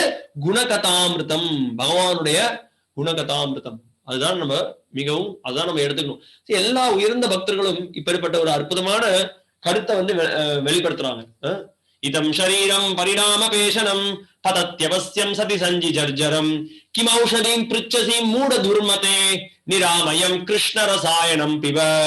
குலசேகர் சொல்றார், இந்த சரீரம் எல்லாம் வந்து நடுங்கி போய் கிடக்கு. இப்போ உடல்ல சக்தி இல்ல, புஜங்கள்ல சக்தி இல்ல, கை கால்ல எல்லாம் முடியல, கழுத்து வலிக்கிறது, இடுப்பு வலிக்கிறது, எல்லாம் வலிக்கிறது. இந்த ரொம்ப நாள் இந்த உடல் வச்சனால வந்து பேணி காக்க முடியாது. அதனால நீ பலவிதமான வைத்தியத்தை நீ எடுத்துக்கிறதுக்கு பதில நீ ஒரு முக்கியமான ஒரு மருந்து நீ பருக ஆரம்பி தினசரி. என்னது? கிருஷ்ண ரசாயனம் பீபா. அதுதான் இங்கே சொல்றாரு இவர். நேஷே பவத் குணகதாமிருத பானமத்தக. குணகதா பகவானுடைய நாமம் ரூபம் குணங்கள் லீலைகள்ல நான் அதுல லயிக்கணும், அதுல என் மனசை கொடுக்கணும். அதுல என் மனசை கொடுத்தேன் அப்படின்னா அதை நான் சாரத்தை அந்த சாரத்தை நான் ஏத்துக்கணும். பாகவதத்தோட ஆரம்பத்திலும் இந்த ரொம்ப அழகான கருத்து சொல்லப்பட்டிருக்கு. நிகம கல்பத்தரோர் கலிதம் பலம் சுகமுகா அமிர்த திரவ சம்யுதம் பிபத பாகவதம் ரசமாலயம் முகுரஹூர் ரசிகா புவி பாவுக்காக. சுகதேவ கோஸ்வாமி வேதவியாசர் ரொம்ப அழகா சொல்றார், இந்த பாகவதம் அந்த அளவுக்கு ஒரு இனிமை வாய்ந்தது. ஏன் பாகவதம் அந்த அளவுக்கு இனிமை வாய்ந்தது? சுகமுகாத அமிர்த. சுகதேவ கோஸ்வாமி பேசினால இன்னும் இது எப்படி ஒரு பழுத்த மாங்க ஒரு கிளியினால வந்து கிளியோட வாய்ப்பட்டது அது இன்னும் இனிமையாக இருக்கும். அது மாதிரி உயர்ந்த பக்தருடைய சரித்திரங்கள் எல்லாம் இதுல இருக்கு. எப்படி அவங்க உன்னத பக்தியை வெளிப்படுத்துறாங்க, எப்படி அவங்களுடைய பக்தி பாவத்தை வெளிப்படுத்துறாங்க, உங்களுடைய உணர்வுகளை வெளிப்படுத்துறது பாகவத்தை நம்ம பாக்குறோம். அதனால இங்க பாக்கலாம் அவங்க எல்லாம் பித்து பிடிச்சிருக்காங்க. பாகவதமே என்ன சொல்லி தருது. பாகவதம் என்ன பண்ண வைக்கிறதுன்னா பித்து பிடிச்சவனாக ஆக வைக்கிறது. அதனால சொல்றாங்க ஹரே கிருஷ்ணா இயக்கத்துக்கிட்ட நீங்க ரொம்ப போகாதீங்க, விலகி இருங்க. சாதாரணமா ஏதோ போனோமா, ஒரு வாரத்துல ஒரு நாள் போனோமா, எப்பயோ போனோமான்னு வந்தோமான்னு இருக்கணும். நீங்க ஒரேடியா கிட்ட போயிட்டீங்க அப்படின்னா நீங்க உங்களை வந்து பிரெயின் வாஷ் பண்ணிடுவாங்க, உங்களை வந்து பித்து பிடிக்க வச்சிருவாங்க. அப்படி பித்து பிடிச்சதுன்னா ரொம்ப சந்தோஷப்படுவோம் நாங்க. பித்து பிடிக்கும், பித்து பிடிக்கணும் கண்டிப்பா. அது வந்து அதுதான் நம்ம ஏங்கிட்டு இருக்கோம், அதற்கோசரம் தான். இல்லைன்னா நம்ம என்ன இருக்கு, மாயனுடைய கட்டளைகளுக்கு இணங்கி நம்ம பித்து பிடிச்சு நடனம் ஆடணும். மிச்சே பாய போஷே ஜாச்சோ பேஷே காச்சு ஹாபு டுபுபாய் ரொம்ப அழகா சொல்றாரு பக்திநாத் டாக்கூர். ஒண்ணு நீ கிருஷ்ணருக்கோசம் நடனம் ஆடணும், அப்படி இல்லைன்னா நீ மாயைக்கோசம் நடனம் ஆடணும். அதாவது மாயன்ற அலை பெரிய சமுத்திரத்துல அலை வருது, அந்த அலையில நம்ம நடனம் ஆடிட்டே இருக்க வேண்டியதான். இந்த பக்கம் அந்த பக்கம் அடி வாங்கிட்டே இருக்க வேண்டியதான். அப்படி ஆகிறதுக்கு பதிலா பித்து பிடிச்சு இங்க துருவமான சொல்ற மாதிரி குணக்கதாமிருத பானமத்தக, அதுதான் நம்மளுடைய ஆசையாக இருக்கணும். அதுதான் இங்க அற்புதமான கருத்தை இங்க துருவமான சொல்றார். ஸ்ரீல பிரபுபாதர் பொருளுரையில இங்க அவர் சொல்றார், இந்த உன்னதமான பக்தி தொண்டு பக்தர்களுடைய சங்கத்துல நம்ம செய்யும் பொழுது அது உன்னதமானதாக இருக்கு அப்படின்றத சொல்றார் பிரபுபாதர். பிரபுபாதர் மேலும் சொல்றார், இந்த ஹரே கிருஷ்ண இயக்கம் தொடங்கியதற்கான காரணம் என்ன, ஏன் இந்த ஹரே கிருஷ்ண இயக்கத்தை நம்ம தொடங்கி இருக்கோம் அப்படின்னு பிரபுபாதர் சொல்றாரு. ஏன்னா இங்க எல்லா பக்தர்களும் ஒரே ஒரு நோக்கத்தோட, என்ன நோக்கம், கிருஷ்ணரை திருப்திப்படுத்துவது. கிருஷ்ணரை திருப்திப்படுத்துவதுன்ற நோக்கத்துக்கோசரம் எல்லாரும் ஒன்று கூடி எல்லாரும் சேர்ந்து கிருஷ்ணருடைய நாமத்தை பாடுறோம். எல்லாரும் சேர்ந்து கிருஷ்ணருக்கோசரம் உன்னதமான உணவுகளை சமைச்சு அவருக்கு நைவேத்தியம் பண்றோம், அவருக்கு ஆராதனை பண்றோம், அவரை அலங்கரிக்கிறோம், அவருக்கு மாலை தொடுக்கிறோம், அவருக்கு கோயில் கட்டுறோம், அவருக்கோசரம் புஸ்தகங்களை அச்சிடுறோம், அவருடைய புகழ உலகம் எங்கும் பரப்ப முயற்சி பண்றோம். இப்படிப்பட்ட காரியத்தை பக்தர்களோட சேர்ந்து நம்ம செய்யும் பொழுது என்ன ஆகுது, உலகத்தினுடைய மாயனுடைய பிடியிலிருந்து நம்ம விடுதலை பெற்றிருக்கோம். இதுதான் ஒரே வழி, கலியுகத்துல சிறந்த வழி பக்தர்களுடைய சங்கம், பகவத ஸ்ரவணம், நாம கீர்த்தனம், கிருஷ்ண பிரசாதம், பகவானுடைய பக்தர்களுடைய இடத்துல வாசஸ்தானம், அந்த இடத்துல நம்ம வசிக்கிறது. அப்படி நம்ம இந்த காரியத்தில் ஈடுபட்டோம் அப்படின்னா மாயினுடைய பிரச்சனைகள்ல இருந்து விடுதலை அடைந்திருக்கலாம். எந்த ஒரு மனோதத்துவ நிபுணர்கிட்ட போக தேவையில்லை, இந்த மருத்துவர்கிட்ட போக தேவையில்லை, அந்த மருத்துவர்கிட்ட போக தேவையில்லை, இந்த டென்ஷன் அந்த டென்ஷன், இந்த மனத்தளர்ச்சி, ஒரு பிரச்சனைக்கும் இங்க இடம் இல்லை. நம்ம பகவானுடைய பக்தி தொழில் ஈடுபடுறதுதான் நம்மளுடைய பிரதானமான செயலாக இருக்கணும். அப்படி இருந்தோம் அப்படின்னா நம்ம நல்ல உண்மையிலே பலசாலியாக, பலசாலினா என்ன, இங்க நல்ல பெரிய என்ன சொல்றது, தசைகள்லாம் நல்லா வளர்த்துட்டு நல்லா நல்ல பெரிய மார்பு, ஜிம்முக்கு போறதா இல்ல, அது பலசாலி கிடையாது. பலசாலின்றது என்ன அப்படின்னா மனதளவுல நம்ம வந்து பகவான் கிட்ட நம்ம மனதையும் புலன்களையும் அர்ப்பணிச்சோம் அப்படின்னா அப்ப உண்மையான பலன் கிடைக்கிறது. இதுதான் உண்மையான பலன். இன்னொருத்தர் விவேகமும் ஆனந்தமும் இல்லாத ஒருத்தர் சொல்லியிருக்காரு, பலன்றது என்ன அப்படின்னா உடல் பலம். உடல் பலம் பலம் கிடையாது, உடலே நம்ம ஒரு நாள் இழந்து போயிட போறது. உண்மையிலேயே ஆத்மாவுடைய பலம் என்ன அப்படின்னா பகவானுடைய பக்தி தொழில் தான் இருக்கு. சோ அது முக்கியமான கருத்து பிரபுபாதர் சொல்றாரு. சோ அப்போ இந்த மாதிரியான பக்தர்களுடைய சங்கத்துல நம்ம ஈடுபட்டோம் அப்படின்னா அப்ப நம்மளுக்கு உண்மையான ஆனந்தம் ஏற்படும் அப்படின்றாரு. சோ அப்போ இங்க ஒரு மாயாவாதி பிரபுபாதர் சொல்ற பொருளுரையில ஒரு மாயாவ தத்துவாதி கேட்பான், சரி சரி நீ வந்து நிறைய விஷயங்களை பத்தி பேசுற, அப்போ இங்க பக்தனுடைய சங்கத்துல இங்க ஆனந்தமா இங்கேயே இருந்துட்டு இருப்பியா அப்படின்னு. இல்ல, பக்தனுடைய சங்கத்துல உற்சாகத்தோட இங்க ஈடுபட்டு இருந்தோம் அப்படின்னா நம்ம இந்த மாயன்ற தளத்துல இல்ல, நம்ம பக்தி தொண்டோட புரிஞ்சு பகவானோட கருணையின் மூலமாக நம்ம இந்த பௌதிக சாகரத்தை, சம்சார சாகரத்தை நம்ம விடுதலை அடையணும் அப்படின்னு கருத்தை சொல்றாரு. இங்க குறிப்பா பிரபுபாதர் இன்னொரு ஒரு கருத்தை சொல்றாரு பொருளுரையில, பகவத்குண கதா அப்படின்றது பிரபுபாதர் சொல்றார், நம்ம என்ன பண்ணணும், தினசரி பிரபுபாதர் சொல்ற தினசரி ஸ்ரீமத் பாகவதம் படிக்கணும் அப்படின்னு சொல்றாரு. ஸ்ரீமத் பாகவதம் கேட்கணும். ஸ்ரீமத் பாகவதம், சைத்தன்ய சரிதாமிர்தம், பகவத்கீதை போன்ற புஸ்தகங்களை நல்ல கவனத்தோட கேளுங்க. பிரபுபாதர் பொருளுரையில என்ன சொல்றேன்றது மறுபடியும் சொல்றேன். இந்த புஸ்தகங்களை படிக்கிறதுல அதிகமாக ஆர்வத்தை நம்ம வளர்த்துக்கணும் அப்படிங்கிறார். இப்ப நம்ம பார்க்கலாம், சில பேர் வந்து பாத்தீங்க அப்படின்னா எனக்கு தெரியல, சில பேருக்கு இந்த பழக்கம் இருந்திருக்கலாம் முன்னாடி, அதுக்கு வந்து முயற்சி பண்ணி பாருங்கன்னு நான் சொல்லல, தயவுசெய்து முயற்சி பண்ணி பார்க்க வேண்டாம். சில பேருக்கு இந்த குடி பழக்கம் இருந்திருக்கலாம், இல்ல சரி குடி பழக்கத்தை விட்டுலாம். சில பேர் இந்த முன்னாடி இந்த ஹரே கிருஷ்ண இயக்கத்திற்கு வர்றதுக்கு முன்னாடி காஃபி டீ குடிக்கிறது உங்களுடைய ஒரு என்ன சொல்றது, தினசரி ஒரு 5 காஃபி இல்ல ஒரு 6 டீ குடிக்காம வேலையை செய்ய முடியாது. இவன் ஒரு காஃபி பைத்தியங்க, இவன் வந்து ஒரு டீ பைத்தியம், டீ இல்லாம ஒரு அரை மணி நேரத்துக்கு எதுவுமே செய்ய முடியாது. அந்த மாதிரி நீங்க பாக்கலாம், எவ்வளவு வேலை இருந்தாலும் நடுவில் அந்த ஒரு கொஞ்சமா ஒரு டீயை குடிச்சு அப்படியே ஒரு டீயை வாயில வச்சுட்டு அப்படியே ஒரு இடத்த பார்த்துட்டு இருப்போம். அப்படியே பார்த்துட்டு என்ன அப்படியே உலகமே பிரமிச்சு போயிடும், அது மாதிரி உட்காந்துட்டு இருப்போம். அந்த என்ன பித்து பேர் தான் வந்து பித்து பிடிச்சிருக்கு அந்த சமயத்துல இல்லையா. ஆனா இங்க நம்மளுக்கு என்ன நடக்கணும்ன்ற பிரபுபாதர், நம்ம தினசரி பகவத்கீதை பாகவத படிக்கிறது, கேட்கறது, உயர்ந்த பக்தர்கள் கேட்கறது, ஸ்ரீல பிரபுபாதர் போன உயர்ந்த ஆச்சாரியர்கள் நம்ம தொடர்ந்து கேட்டுட்டே இருந்தோம் அப்படின்னா நம்மளுக்கு என்ன ஆகும், நம்ம பித்து பிடிச்சு போகணும். பித்து பிடிச்சு போறதுனா என்ன, பகவானுடைய பக்தி தொண்டுல நம்ம ஆழ்ந்து ஈடுபட ஆரம்பிப்போம். அப்போ இந்த உலகாயுத பிரச்சனைகள் கவலைகள்ல இருந்து முழுமையாக விடுதலை அடைய முடியும். இதுதான் வழிமுறை, வேற எந்த ஒரு குறுக்கு பாதையும் கிடையாது. இதுதான் சிறந்த குறுக்கு பாதை. இத பகவான தூய பக்தர்கள் நம்மளுக்கு எளிமையாக இந்த ஒரு வழிமுறையை கொடுக்குறாங்க.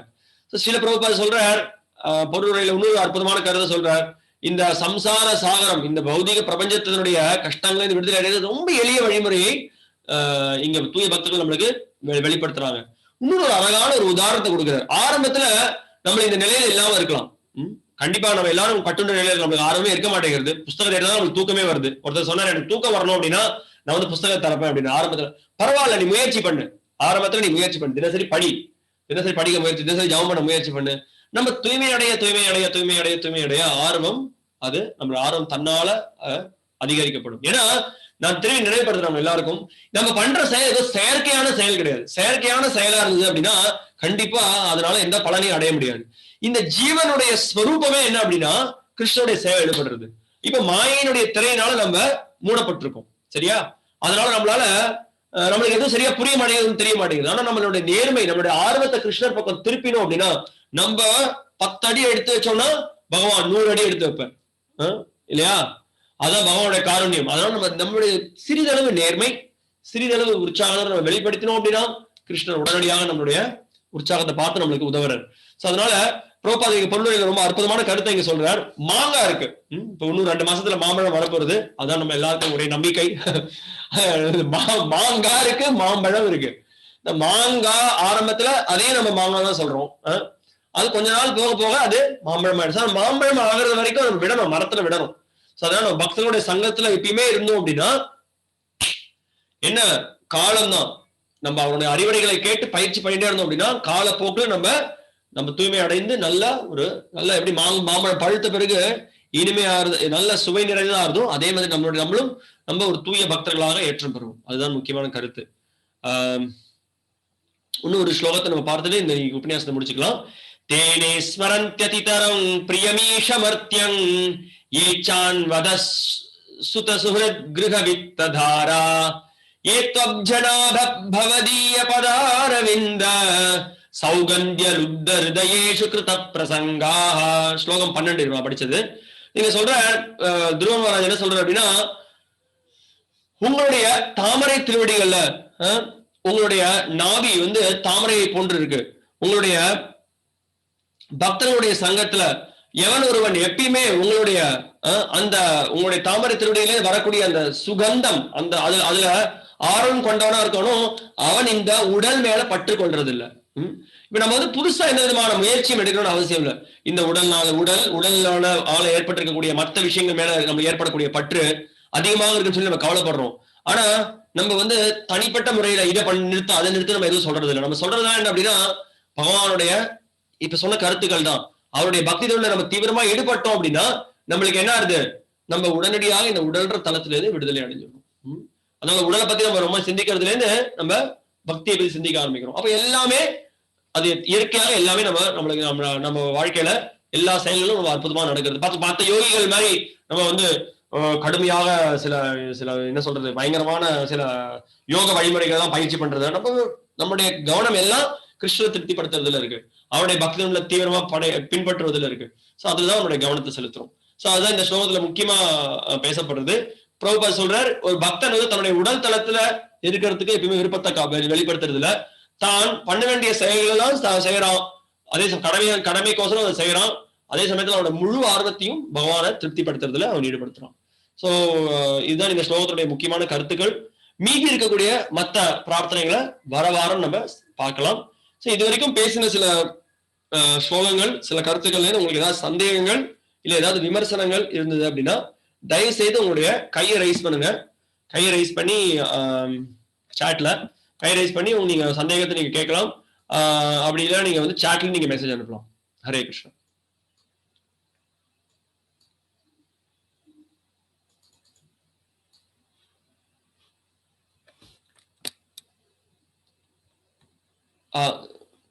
சொல்லுங்க. ஹரே கிருஷ்ணா. இங்க இந்த ஸ்லோகத்துல ஒரு முக்கியமான கருத்து சொல்லப்படுறது. இங்க யாரோ ஒருத்தர் கேட்டாங்க, யோகிகள் யோகிகளுடைய முயற்சிக்கும் பக்தருடைய முயற்சிக்கும் என்ன வித்தியாசம் அப்படின்னு. யோகிகள் என்ன பண்றாங்க அப்படின்னா அவங்க பலவிதமான உடலை அவங்களுடைய வழிமுறையே அப்படிதான். மத்த தியான யோகமாக இருக்கட்டும், அஷ்டாங்க யோகமா இருக்கட்டும், அதுல உடல் எல்லாம் கட்டுப்படுத்தி மனதை உடல் மனது கண்டிப்பா யாரா இருந்தாலும் கட்டுப்படுத்தி ஆகணும். ஆனா அதற்கு தனிப்பட்ட முறையில பல விதமான பயிற்சிகள், உடற்பயிற்சிகள்லாம் அவங்க செய்யறாங்க. ஆனா நம்ம பக்தி அதற்கெல்லாம் நம்ம அதற்கு முக்கியத்துவம் கொடுக்கறது. நம்ம முக்கியத்துவம் எல்லாமே எது கொடுக்கிறோம் அப்படின்னா நவவித பக்தி, ஸ்ரவணம், கீர்த்தனம், விஷ்ணு ஸ்மரணம், பகவானுடைய திவ்யமான நாம ரூப குணலீலைகளை கேட்கறது, அவரோட கீர்த்தனத்துல ஈடுபடுறது. அப்புறம் நம்ம பக்தி மார்க்கத்துல இரண்டு விதமான வழிமுறையை நம்ம பின்பற்றுறோம். ஒண்ணு என்ன அப்படின்னா பாகவத மார்க்கம், அது இந்த நவவித பக்தி. அதுக்கப்புறம் இன்னொன்னு என்ன அப்படின்னா இந்த பாஞ்சராத்திரிக மார்க்கம். பாஞ்சராத்திரிக மார்க்கம்ன்றது என்ன? விக்கிரக வழிபாடுல நம்ம ஈடுபடுறோம். விக்கிரகங்களை அலங்கரிக்கிறது. ஏன்னா விக்கிரக வழிபாடுன்னு இருக்கும்போதுதான் நம்மளால அங்க ஒரு ஒழுக்கம் ஏற்படுறது. தினசரி காத்தால எழுந்துக்கணும், சரியான நேரத்துல பகவானை எழுப்பணும், அவரை அலங்கரிக்கணும், அவருக்கு பூஜை செய்யணும், அவருக்கு நைவேத்தியம் பண்ணணும், அவருக்கு சமைக்கணும், அவருக்கு மாலைகளை தொடுக்கணும் போது ஒரு ஒழுக்கம் ஏற்படுறது. இது ரெண்டும் சேர்ந்து, அதாவது ஒரு எப்படி ட்ரெயின் ரெண்டு பாதையில போகுது, ரெண்டு ரயில் இருக்கு இல்லையா? சோ ஒண்ணு பாகவத மார்க்கம், ஒண்ணு பாஞ்சராத்திரிக மார்க்கம். ரெண்டுமே நம்ம ஆனா பிரதானமான முக்கியத்துவம் கொடுக்கறது என்ன அப்படின்னா இந்த பாகவத மார்க்கமான ஸ்ரவணம், கீர்த்தனம். அதான் இங்க விஷயம். வேற ஏதாவது சந்தேகம், கேள்வி, விமர்சனம்?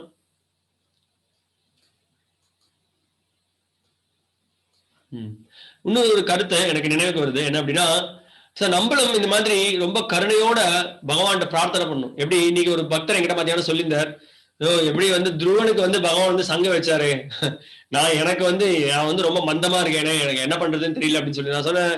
நான் என்ன பேசியிருந்தோம் அப்படின்னா, கலியுகத்தில் இருக்கக்கூடிய நம்ம எல்லாருக்கும் மந்த புத்தி இருக்கு, நம்ம எல்லாருக்கும் அந்த அளவுக்கு திறமை இல்ல, சக்தி இல்ல. பட் இருந்தாலும் பகவான் பாவகிரகி ஜனார்தனா, நம்ம எவ்வளவுக்கு எவ்வளவு நேர்மையா அவர்கிட்ட நம்மள சமர்ப்பிக்கிறோமோ அவ்வளவுக்கு எவ்வளவு நம்மளுக்கு தேவையான அளவுக்கு நம்ம அவரை அடையறதுக்கான புத்திசாலித்தனமாக இருக்கட்டும், அல்லது அவரை அடையறதுக்கான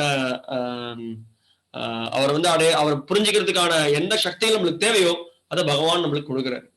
அதனால நம்ம நம்பிக்கையோட இந்த கிருஷ்ணனுடைய கீர்த்தனம், கிருஷ்ணனுடைய திருநாம உச்சாரணத்துல நம்மளுக்கு நம்பிக்கை இருக்கணும். நம்பிக்கையோட நம்ம அந்த காரியத்துல ஈடுபடணும். ஸ்ரத்தா சப்தே விஸ்வாச கஹே சுத்ருட நிஷ்சய் கிருஷ்ண பக்தி கைலே சர்வ கர்ம கிருத்தகை அப்படின்றது கருத்து.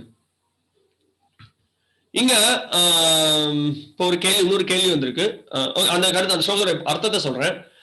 என்ன அர்த்தம் அப்படின்னா, கிருஷ்ண பக்தி கையிலே சர்வ கர்ம கிருத்தகை. நம்பிக்கை, திருடமான நம்பிக்கைன்றது என்ன அப்படின்னா, கிருஷ்ணருடைய பக்தி தொழில ஈடுபட்டா மட்டுமே போரும். வேற எந்த ஒரு செயலையும் நான் ஈடுபடணும்னு அவசியம் இல்லை. வேற எந்த ஒரு காரியத்திலும் நான் ஈடுபடணும் அவசியம் இல்லை. வெறும் அவருடைய பக்தி தொழில ஈடுபடணும். அவருடைய பக்தி தொழில ஈடுபடுறதின் மூலமாக மற்ற எல்லா காரியங்களும் அது பாத்துக்கப்படுறது. நான் இதர தேவர்களை திருப்திப்படுத்தணும், மற்றவங்களை திருப்திப்படுத்தணும், அதெல்லாம் எந்த காரியத்தையும் பண்ணணும்னு அவசியம் இல்லை. இங்க சோமேஸ்வர பிரபு ஒரு கேள்வி கேட்டிருக்கார். ஆத்ம பந்துனா என்னன்னு சொல்லி கேட்டிருக்காரு. ஆத்ம பந்து அப்படின்னா நண்பன்னு பேரு. ஆத்ம பந்து, உண்மையான ஆத்ம பந்துன்றவர் யாருன்னா பகவான் தான். பகவான் பரமாத்மாவா வீட்டு இருக்காரு ஹதயத்துல. அவர் நம்மளுக்கு எல்லா விதமான அறிவுரையும் கொடுக்கிறார். சோ அதனால நம்ம பகவான் கிருஷ்ணர்கிட்ட நம்ம சரணடையணும், அவருடைய வழிகாட்டுதல் நம்ம நாடணும். அவரோட வழிகாட்டுதல் நாடணும் அப்படின்னா நம்மளுக்கு நம்ம முன்னேற்றத்தை அடைய முடியும். அதனால கிருஷ்ணர் கீதையில சதுஸ்லோகி பகவத்கீதைன்னு இருக்கு. 4 ஸ்லோகத்துல கிருஷ்ணர் எப்படி நம்மளுக்கு உதவுறார் அப்படின்றத பத்தி சொல்லப்பட்டிருக்கு. குறிப்பா அவருடைய கடைசி 2 ஸ்லோகத்தை நான் உங்களுக்கு விளக்குறேன். நேரம் கிடைக்கும் போது நீங்க பகவத்கீதையை திறந்து நீங்க படிங்க. அத்தியாயம் 10 அத்தியாயம் 10 ஸ்லோகம் 10 அத்தியாயம் 10 ஸ்லோகம் 11 இது கடைசி 2 ஸ்லோகம். அந்த சதுஸ்லோகியோட முதல் 2 ஸ்லோகம் அத்தியாயம் 10 ஸ்லோகம் 8, அத்தியாயம் 10 ஸ்லோகம் 9. 10:8ல இருந்து 10:11 இதுக்கு பேர் பகவத்கீதையுடைய சாரங்கள் இந்த 4 ஸ்லோகத்துல கொடுக்கப்பட்டிருக்கு. கிருஷ்ணர் எப்படி தன்னுடைய பக்தனுக்கு உதவுறார் அப்படின்னு சொல்லப்பட்டிருக்கு. சோ பகவானுக்கு எப்படி உதவுறார் அப்படின்னா, ஹிருதயத்துல பகவான் என்ன பண்றாரு, ஒருத்தரோட தூய பக்தி தொண்டின் காரணத்தினால், தூய பக்தி தொண்டை ஒருத்தன் புரிகிறான். அந்த தூய பக்தி தொண்டை புரியறதின் மூலமாக பிரீத்தியோட ரொம்ப ஒரு பகவான் மேல கொண்டிருக்கூடிய அன்புனால அந்த பக்தியை புரியும். அப்பேற்பட்டவருக்கு அவரை அடையறதுக்கான அறிவு அனைத்தையும் நான் தரேங்கிறார். தேஷாம் சதத யுக்தானாம் பஜதாங் பிரீத்தி பூர்வகம் ததாமி புத்தி யோகம் தம் ஏனமாம் உபயந்திதே அப்படின்ற கருத்தை கிருஷ்ணர் சொல்றாரு.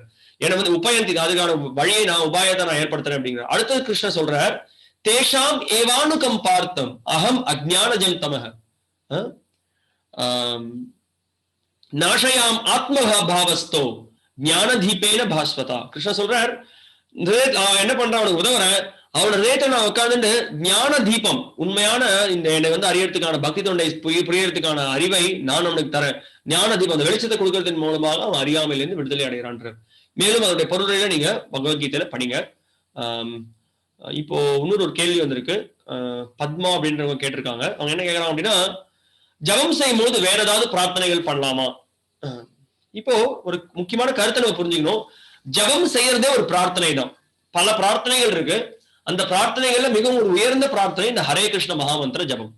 ஹரே கிருஷ்ண மகாமந்திர ஜபம் என்ன அப்படின்னா, ஹரே கிருஷ்ண கிருஷ்ண கிருஷ்ண ஹரே ஹரே, ஹரே ராம ராம ராம ஹரே ஹரே. கிருஷ்ணா ராமா, உன்னுடைய உட்சக்தியின் மூலமாக உங்களை நான் வந்து உங்களை அணுகிறேன், தயவு செய்து என்னை வந்து உங்களுடைய பக்தி தொழில ஈடுபடுத்துங்க அப்படின்னு சொல்லி பகவான்கிட்ட கேட்கணும். இது சிறந்த பிரார்த்தனை, வேற எதுவுமே நம்ம எதிர்பார்க்கறது இல்லை. இப்போ நம்ம இப்போ இந்த பிரார்த்தனை பண்ணும்போது சில பேர் வந்து என்ன பண்றாங்க, நான் வந்து 108 தடவை இந்த ஹரே கிருஷ்ண மகாமந்திரம் சொல்றேங்க, எனக்கு காரியம் கை கூடுமா, என்னோட பையனுக்கு வேலை கிடைக்குமா, என்னுடைய இப்போ எனக்கு வந்து நான் விசாக்கு அப்ளை பண்ணிருக்கேன், விசா கிடைக்குமா, இந்த மாதிரி நம்ம செய்யலாம். ஆனா அது இந்த ஹரே கிருஷ்ண இது வந்து அது விட முரண்பாடான கருத்தா இருக்கு. கிருஷ்ணன் உன்னோட சேவை ஈடுபடுத்தி எனக்கு என்னுடைய காரியத்தையும் கைகூடி, என்னோட காரியத்தையும் நீ கைகூடவே. சரி, ஒரு பக்கம் புலன்பத்தை நம்ம கேட்கிறோம், இன்னொரு பக்கம் கிருஷ்ணர் நம்ம போறோம், ரெண்டுமே சேர்ந்து நடைபெறாது. புலன்பமும் ஆன்மீக முன்னேற்றமும் ரெண்டும் நேர் எதிர்மாறான ஒரு செயல். புலன்பத்தினுடைய தாக்கம் குறையணும், ஆன்மீக முன்னேற்றம் ஏற்றம் பெறணும், அதுதான் நம்முடைய நோக்கமாக இருக்கணும். சோ நம்ம வந்து நம்ம பகவான் சாதாரண மற்ற பிரார்த்தனைகள்லாம் பண்ணலாம். எனக்கு சக்தி புத்தி ஈனோ அமியத்தி தீனோ நிறைய வைஷ்ணவாச்சாரிய பாடல்கள் இருக்கு. அந்த பாடல்கள் முழுக்க பிரார்த்தனைகள் நிறைந்ததுதான். நீங்க உங்கள்கிட்ட வைஷ்ணவ ஆச்சாரிய பாடல்கள் இல்லை அப்படின்னா தயவுசெய்து இந்த வைஷ்ணவ ஆச்சாரிய பாடல்களை நீங்க வாங்கி படிங்க. ஒவ்வொரு பாடல்களையும் நிறைய பிரார்த்தனைகள் இருக்கு. அந்த ஒரு பிரார்த்தனை உதாரணத்துக்கு சைத்தன்ய மகாபிரபுடைய சிக்ஷாஷ்டகத்தை கூட நீங்க தெரிஞ்சுக்கலாம். மிகவும் அற்புதமான பிரார்த்தனை. 8 அறிவுரைகளை அவர் கொடுத்திருக்கார். அந்த அறிவுரைகளை அவர் என்ன சொல்றாரு அப்படின்னா, சைத்தன்ய மகாபிரபு சொல்றாரு, அது ஒரு முக்கியமான அறிவுரை நம்ம கேட்கிறோம். இப்போ அவர் சொல்றார், ந தனம் ந ஜனம் ந சுந்தரி, எனக்கு ஜனம் வேண்டாம், என்னை பின்பற்றுவர்கள் வேண்டாம், எனக்கு அழகிய கவிதை நயத்தோட போற்றக்கூடிய கவிதைகள் எனக்கு வேண்டாம், ந தனம் ந ஜனம் கவிதம் ந தனம் ந ஜனம் ந சுந்தரியும் கவிதம், எனக்கு ரொம்ப அழகிய கவிதையோட என்னை போற்றக்கூடிய அப்படிப்பட்ட ஒரு புகழ் எனக்கு தேவையில்லை. எனக்கு இப்போ ஜென்மம் எனக்கு என்ன தேவை அப்படின்னா ஒன்னே ஒண்ணுதான், உங்களுடைய பக்தனுடைய சங்கத்துல உங்களுடைய சேவை தான் எனக்கு தேவை அப்படின்றத கேட்கிறேன். இது ஒரு அற்புதமான பிரார்த்தனை. இந்த மாதிரி பிரார்த்தனை பண்ணலாம். இப்போ இன்னொரு கருத்தை நம்ம உங்களுடைய கேள்வியிலிருந்து எடுத்துக்கலாம். ஜபம் செய்யறதுக்கு முன்னாடி நம்ம பிரார்த்தனை பண்ணலாம். ஒரு பிரார்த்தனை என்ன பண்றோம் அப்படின்னா, பொதுவாக நம்ம குருவுக்கு பிரார்த்தனை பண்றோம். முதல்ல ஜபம் செய்ய ஆரம்பிக்கிறதுக்கு முன்னாடி நம்ம தீட்சை பெற்றிருந்தோம் அப்படின்னா தீட்சை பெற்ற குருக்களுடைய ஒரு பிரணாமந்திரத்தை நம்ம சொல்லலாம். பொதுவாக தீட்சை பெறல அப்படின்னா பிரபுபாவுடைய பிரணாமந்திரத்தை எல்லாருமே சொல்லலாம். பிரபுபாவோட பிரணாமந்திரத்தை சொல்றது. அதற்கு பிறகு சில பக்தர்கள் என்ன பண்ணுவாங்க அப்படின்னா, அவங்களுடைய இஷ்ட தேவதை இல்ல அவங்களுக்கு எந்த ஒரு விக்கிரகத்து மேல ரொம்ப பிரியம் கொண்டவர்களாக இருக்காங்களோ அவங்கள புகழ்ந்து சொல்லலாம். சைத்தன்ய மகாபிரபு புகழ்ந்து ஏதாவது ஸ்லோகத்தை சொல்லலாம், வைஷ்ணவர்களை புகழ்ந்து ஸ்லோகத்தை சொல்லலாம். இதெல்லாம் பிரார்த்தனை பண்றதுக்கு முன்னாடி நம்ம சொல்லலாம். இதனால பகவானே கேட்கலாம், நான் வந்து ரொம்ப தீர்க்கமா ஜபம் பண்ணணும், உங்களோட நாமத்தை கேட்கணும், என் மனசு எங்கேயும் அலைபாயக்கூடாது உங்களுடைய அப்படின்றதையும் பிரார்த்தனை பண்ணலாம். பஞ்ச தத்துவ மந்திரம் மறக்கக்கூடாது. நம்ம பல விதமான அபராதங்கள் பண்றோம் ஜபம் பண்ணும்பொழுது. அதனால நம்ம ஜபத்தை ஆரம்பிக்கிறதுக்கு முன்னாடி ஸ்ரீ கிருஷ்ண சைத்தன்ய பிரபு நித்யானந்த ஸ்ரீ அத்வைத கதாதர ஸ்ரீவாசாதி கௌர பக்த விருந்தா அப்படின்ற இந்த மந்திரத்தை சொல்லி நம்ம பிரார்த்தனை பண்ணலாம். இப்பதான் நான் பாக்குறேன், ஸ்ரீமான் நாராயணன் கை ரைஸ் பண்ணியிருக்கார். பிரபு சொல்லுங்க பிரபு. நாராயணன் பிரபு. ஹரே கிருஷ்ணா.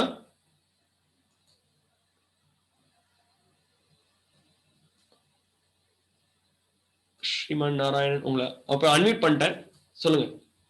ஹரே கிருஷ்ணா. கேக்குறதா? ஹரே கிருஷ்ணா பிரபு. சொல்லுங்க மாதாஜி. பிரபு சொல்லுங்க. கேக்குது, தெளிவா இருக்கு, சொல்லுங்க. பிரபு இந்த மாதிரி வீட்டுல பக்தி பண்றோம், எல்லாமே சொல்றோம், பிரார்த்தனை எல்லாம் பண்றோம், ஜபம்லாம் பண்றோம் இல்ல. ஆனா தீட்சா வாங்கணும்னு நினைக்கிறேன் பிரபு. நான் வாங்க முடியாத சூழ்நிலை. வீட்ல விட மாட்டாங்க. ரொம்ப கட்டுப்பாடா இருக்காங்க.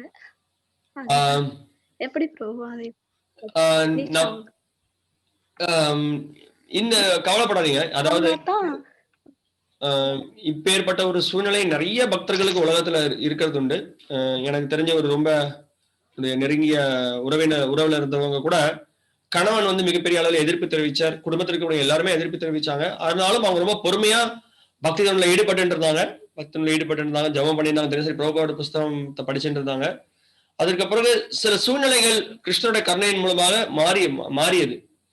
சோ அதனால இந்த இடத்துல கிருஷ்ணன் என்ன பண்றாருன்னா, நம்ம எந்த அளவுக்கு பொறுமையா இருக்கோம், எந்த அளவுக்கு அவர் மேல அவரை நம்ம சார்ந்து இருக்கோம் அப்படின்றது நம்மள சில பகவான் வந்து நம்மளுக்கு எந்த அளவுக்கு உறுதி இருக்குன்றதை பாக்குறாரு. சோ நீங்க உறுதியோட கிருஷ்ணனுடைய பக்தியில தொடர்ந்து ஈடுபட்டுருங்க. நீங்க நீங்க எங்க இருக்கீங்கன்னு எனக்கு தெரியல. நீங்க நம்மளுடைய பக்தர்கள் நிறைய அவங்களுடைய தொடர்புல இருக்கலாம். நிறைய மாதாஜிஸ் நம்ம கோயில்ல சேவை பண்ணிட்டு இருக்காங்க. அவங்களுடைய தொடர்புல இருந்து எப்படி உங்களுடைய சூழ்நிலையில எப்படி நீங்க அந்த இடம் ஏவல் பொருளுக்கு ஏற்ற மாதிரி நீங்க செயல்களை புரியணும். நீங்க யாரு கூடயும் சண்டையை வளர்த்துக்காதீங்க, அவங்களை எதிர்த்து பேசாதீங்க. நீங்க தொடர்ந்து ஆனா நீங்க பண்ண வேண்டிய உங்களை பக்தி காரியங்களை பண்ணிட்டு சரியான நேரம் வரும்போது கண்டிப்பாக உங்களால இந்த சூழ்நிலையிலிருந்து விடுதலை அடைந்து கண்டிப்பாக கிருஷ்ணனுடைய கருணையின் மூலமா உங்களோட ஒரு குரு கிட்ட தீட்சை பெற முடியும். அது வரைக்கும் நீங்க யாரோ ஒருத்தருடைய வழிகாட்டுதல இருக்கணும். நீங்க தயவு செய்து நீங்க எந்த ஊர்ல இருக்கீங்கன்னு எனக்கு தெரியல. நீங்க உங்களுக்கு உதவி வேணும் அப்படின்னா நீங்க தயவு செய்து எங்களை வந்து எங்களுடைய சில மாதாஜிஸ் இருக்காங்க, அவங்களுடைய டீட்டெயில்ஸ் உங்களுக்கு கொடுக்குறோம். நீங்க அவங்களோட தொடர்புல இருந்து எப்படி நம்ம உங்களோட சூழ்நிலையை நீங்க எப்படி பயிற்சி பண்றது அப்படின்றத நீங்க முயற்சி பண்ணி அதை நீங்க பார்க்கலாம். சரி பகவான் ஆனா கண்டிப்பா நான் ஏற்கனவே பொருள்களை விளக்குறாரு. எந்த ஒரு பக்தனும் தீவிரமாக நேர்மையாக அவருடைய சேவை ஈடுபடும் பொழுது அப்பேற்பட்ட பக்தர்களுக்கு கிருஷ்ணன் உதவுறார். கிருஷ்ணனுடைய வழிகாட்டுதல் அவங்களுக்கு இருக்கு. அதுல எந்த விதமான சந்தேகமும் இல்லை. ஹரே கிருஷ்ணா. வேற ஏதாவது சந்தேகம், கேள்வி வேற யாராவது இருக்காது?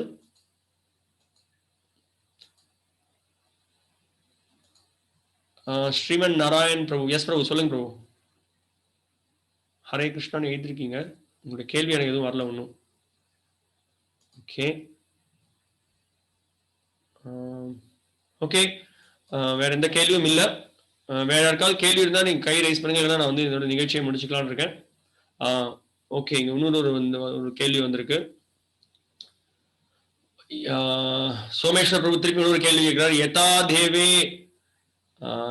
தேவே ததா குரு அப்படின்றத வந்து கொஞ்சம் விளக்குங்கன்னு சொல்றாரு. இந்த ஸ்லோகம் எஸ்ய தேவே பராபக்திர் அப்படின்றத வந்து உபநிஷதுகளை கொடுத்தக்கூடிய ஒரு வாக்கியம் இது. அது ரொம்ப தெளிவாக சொல்லப்பட்டிருக்கு. யார் ஒருவனுக்கு குரு மேல பக்தி இருக்கோ, அதாவது கிருஷ்ணர் மேல பக்தி எந்த அளவுக்கு இருக்கோ அதே அளவுக்கு பக்தி குரு மேல இருக்கணும்.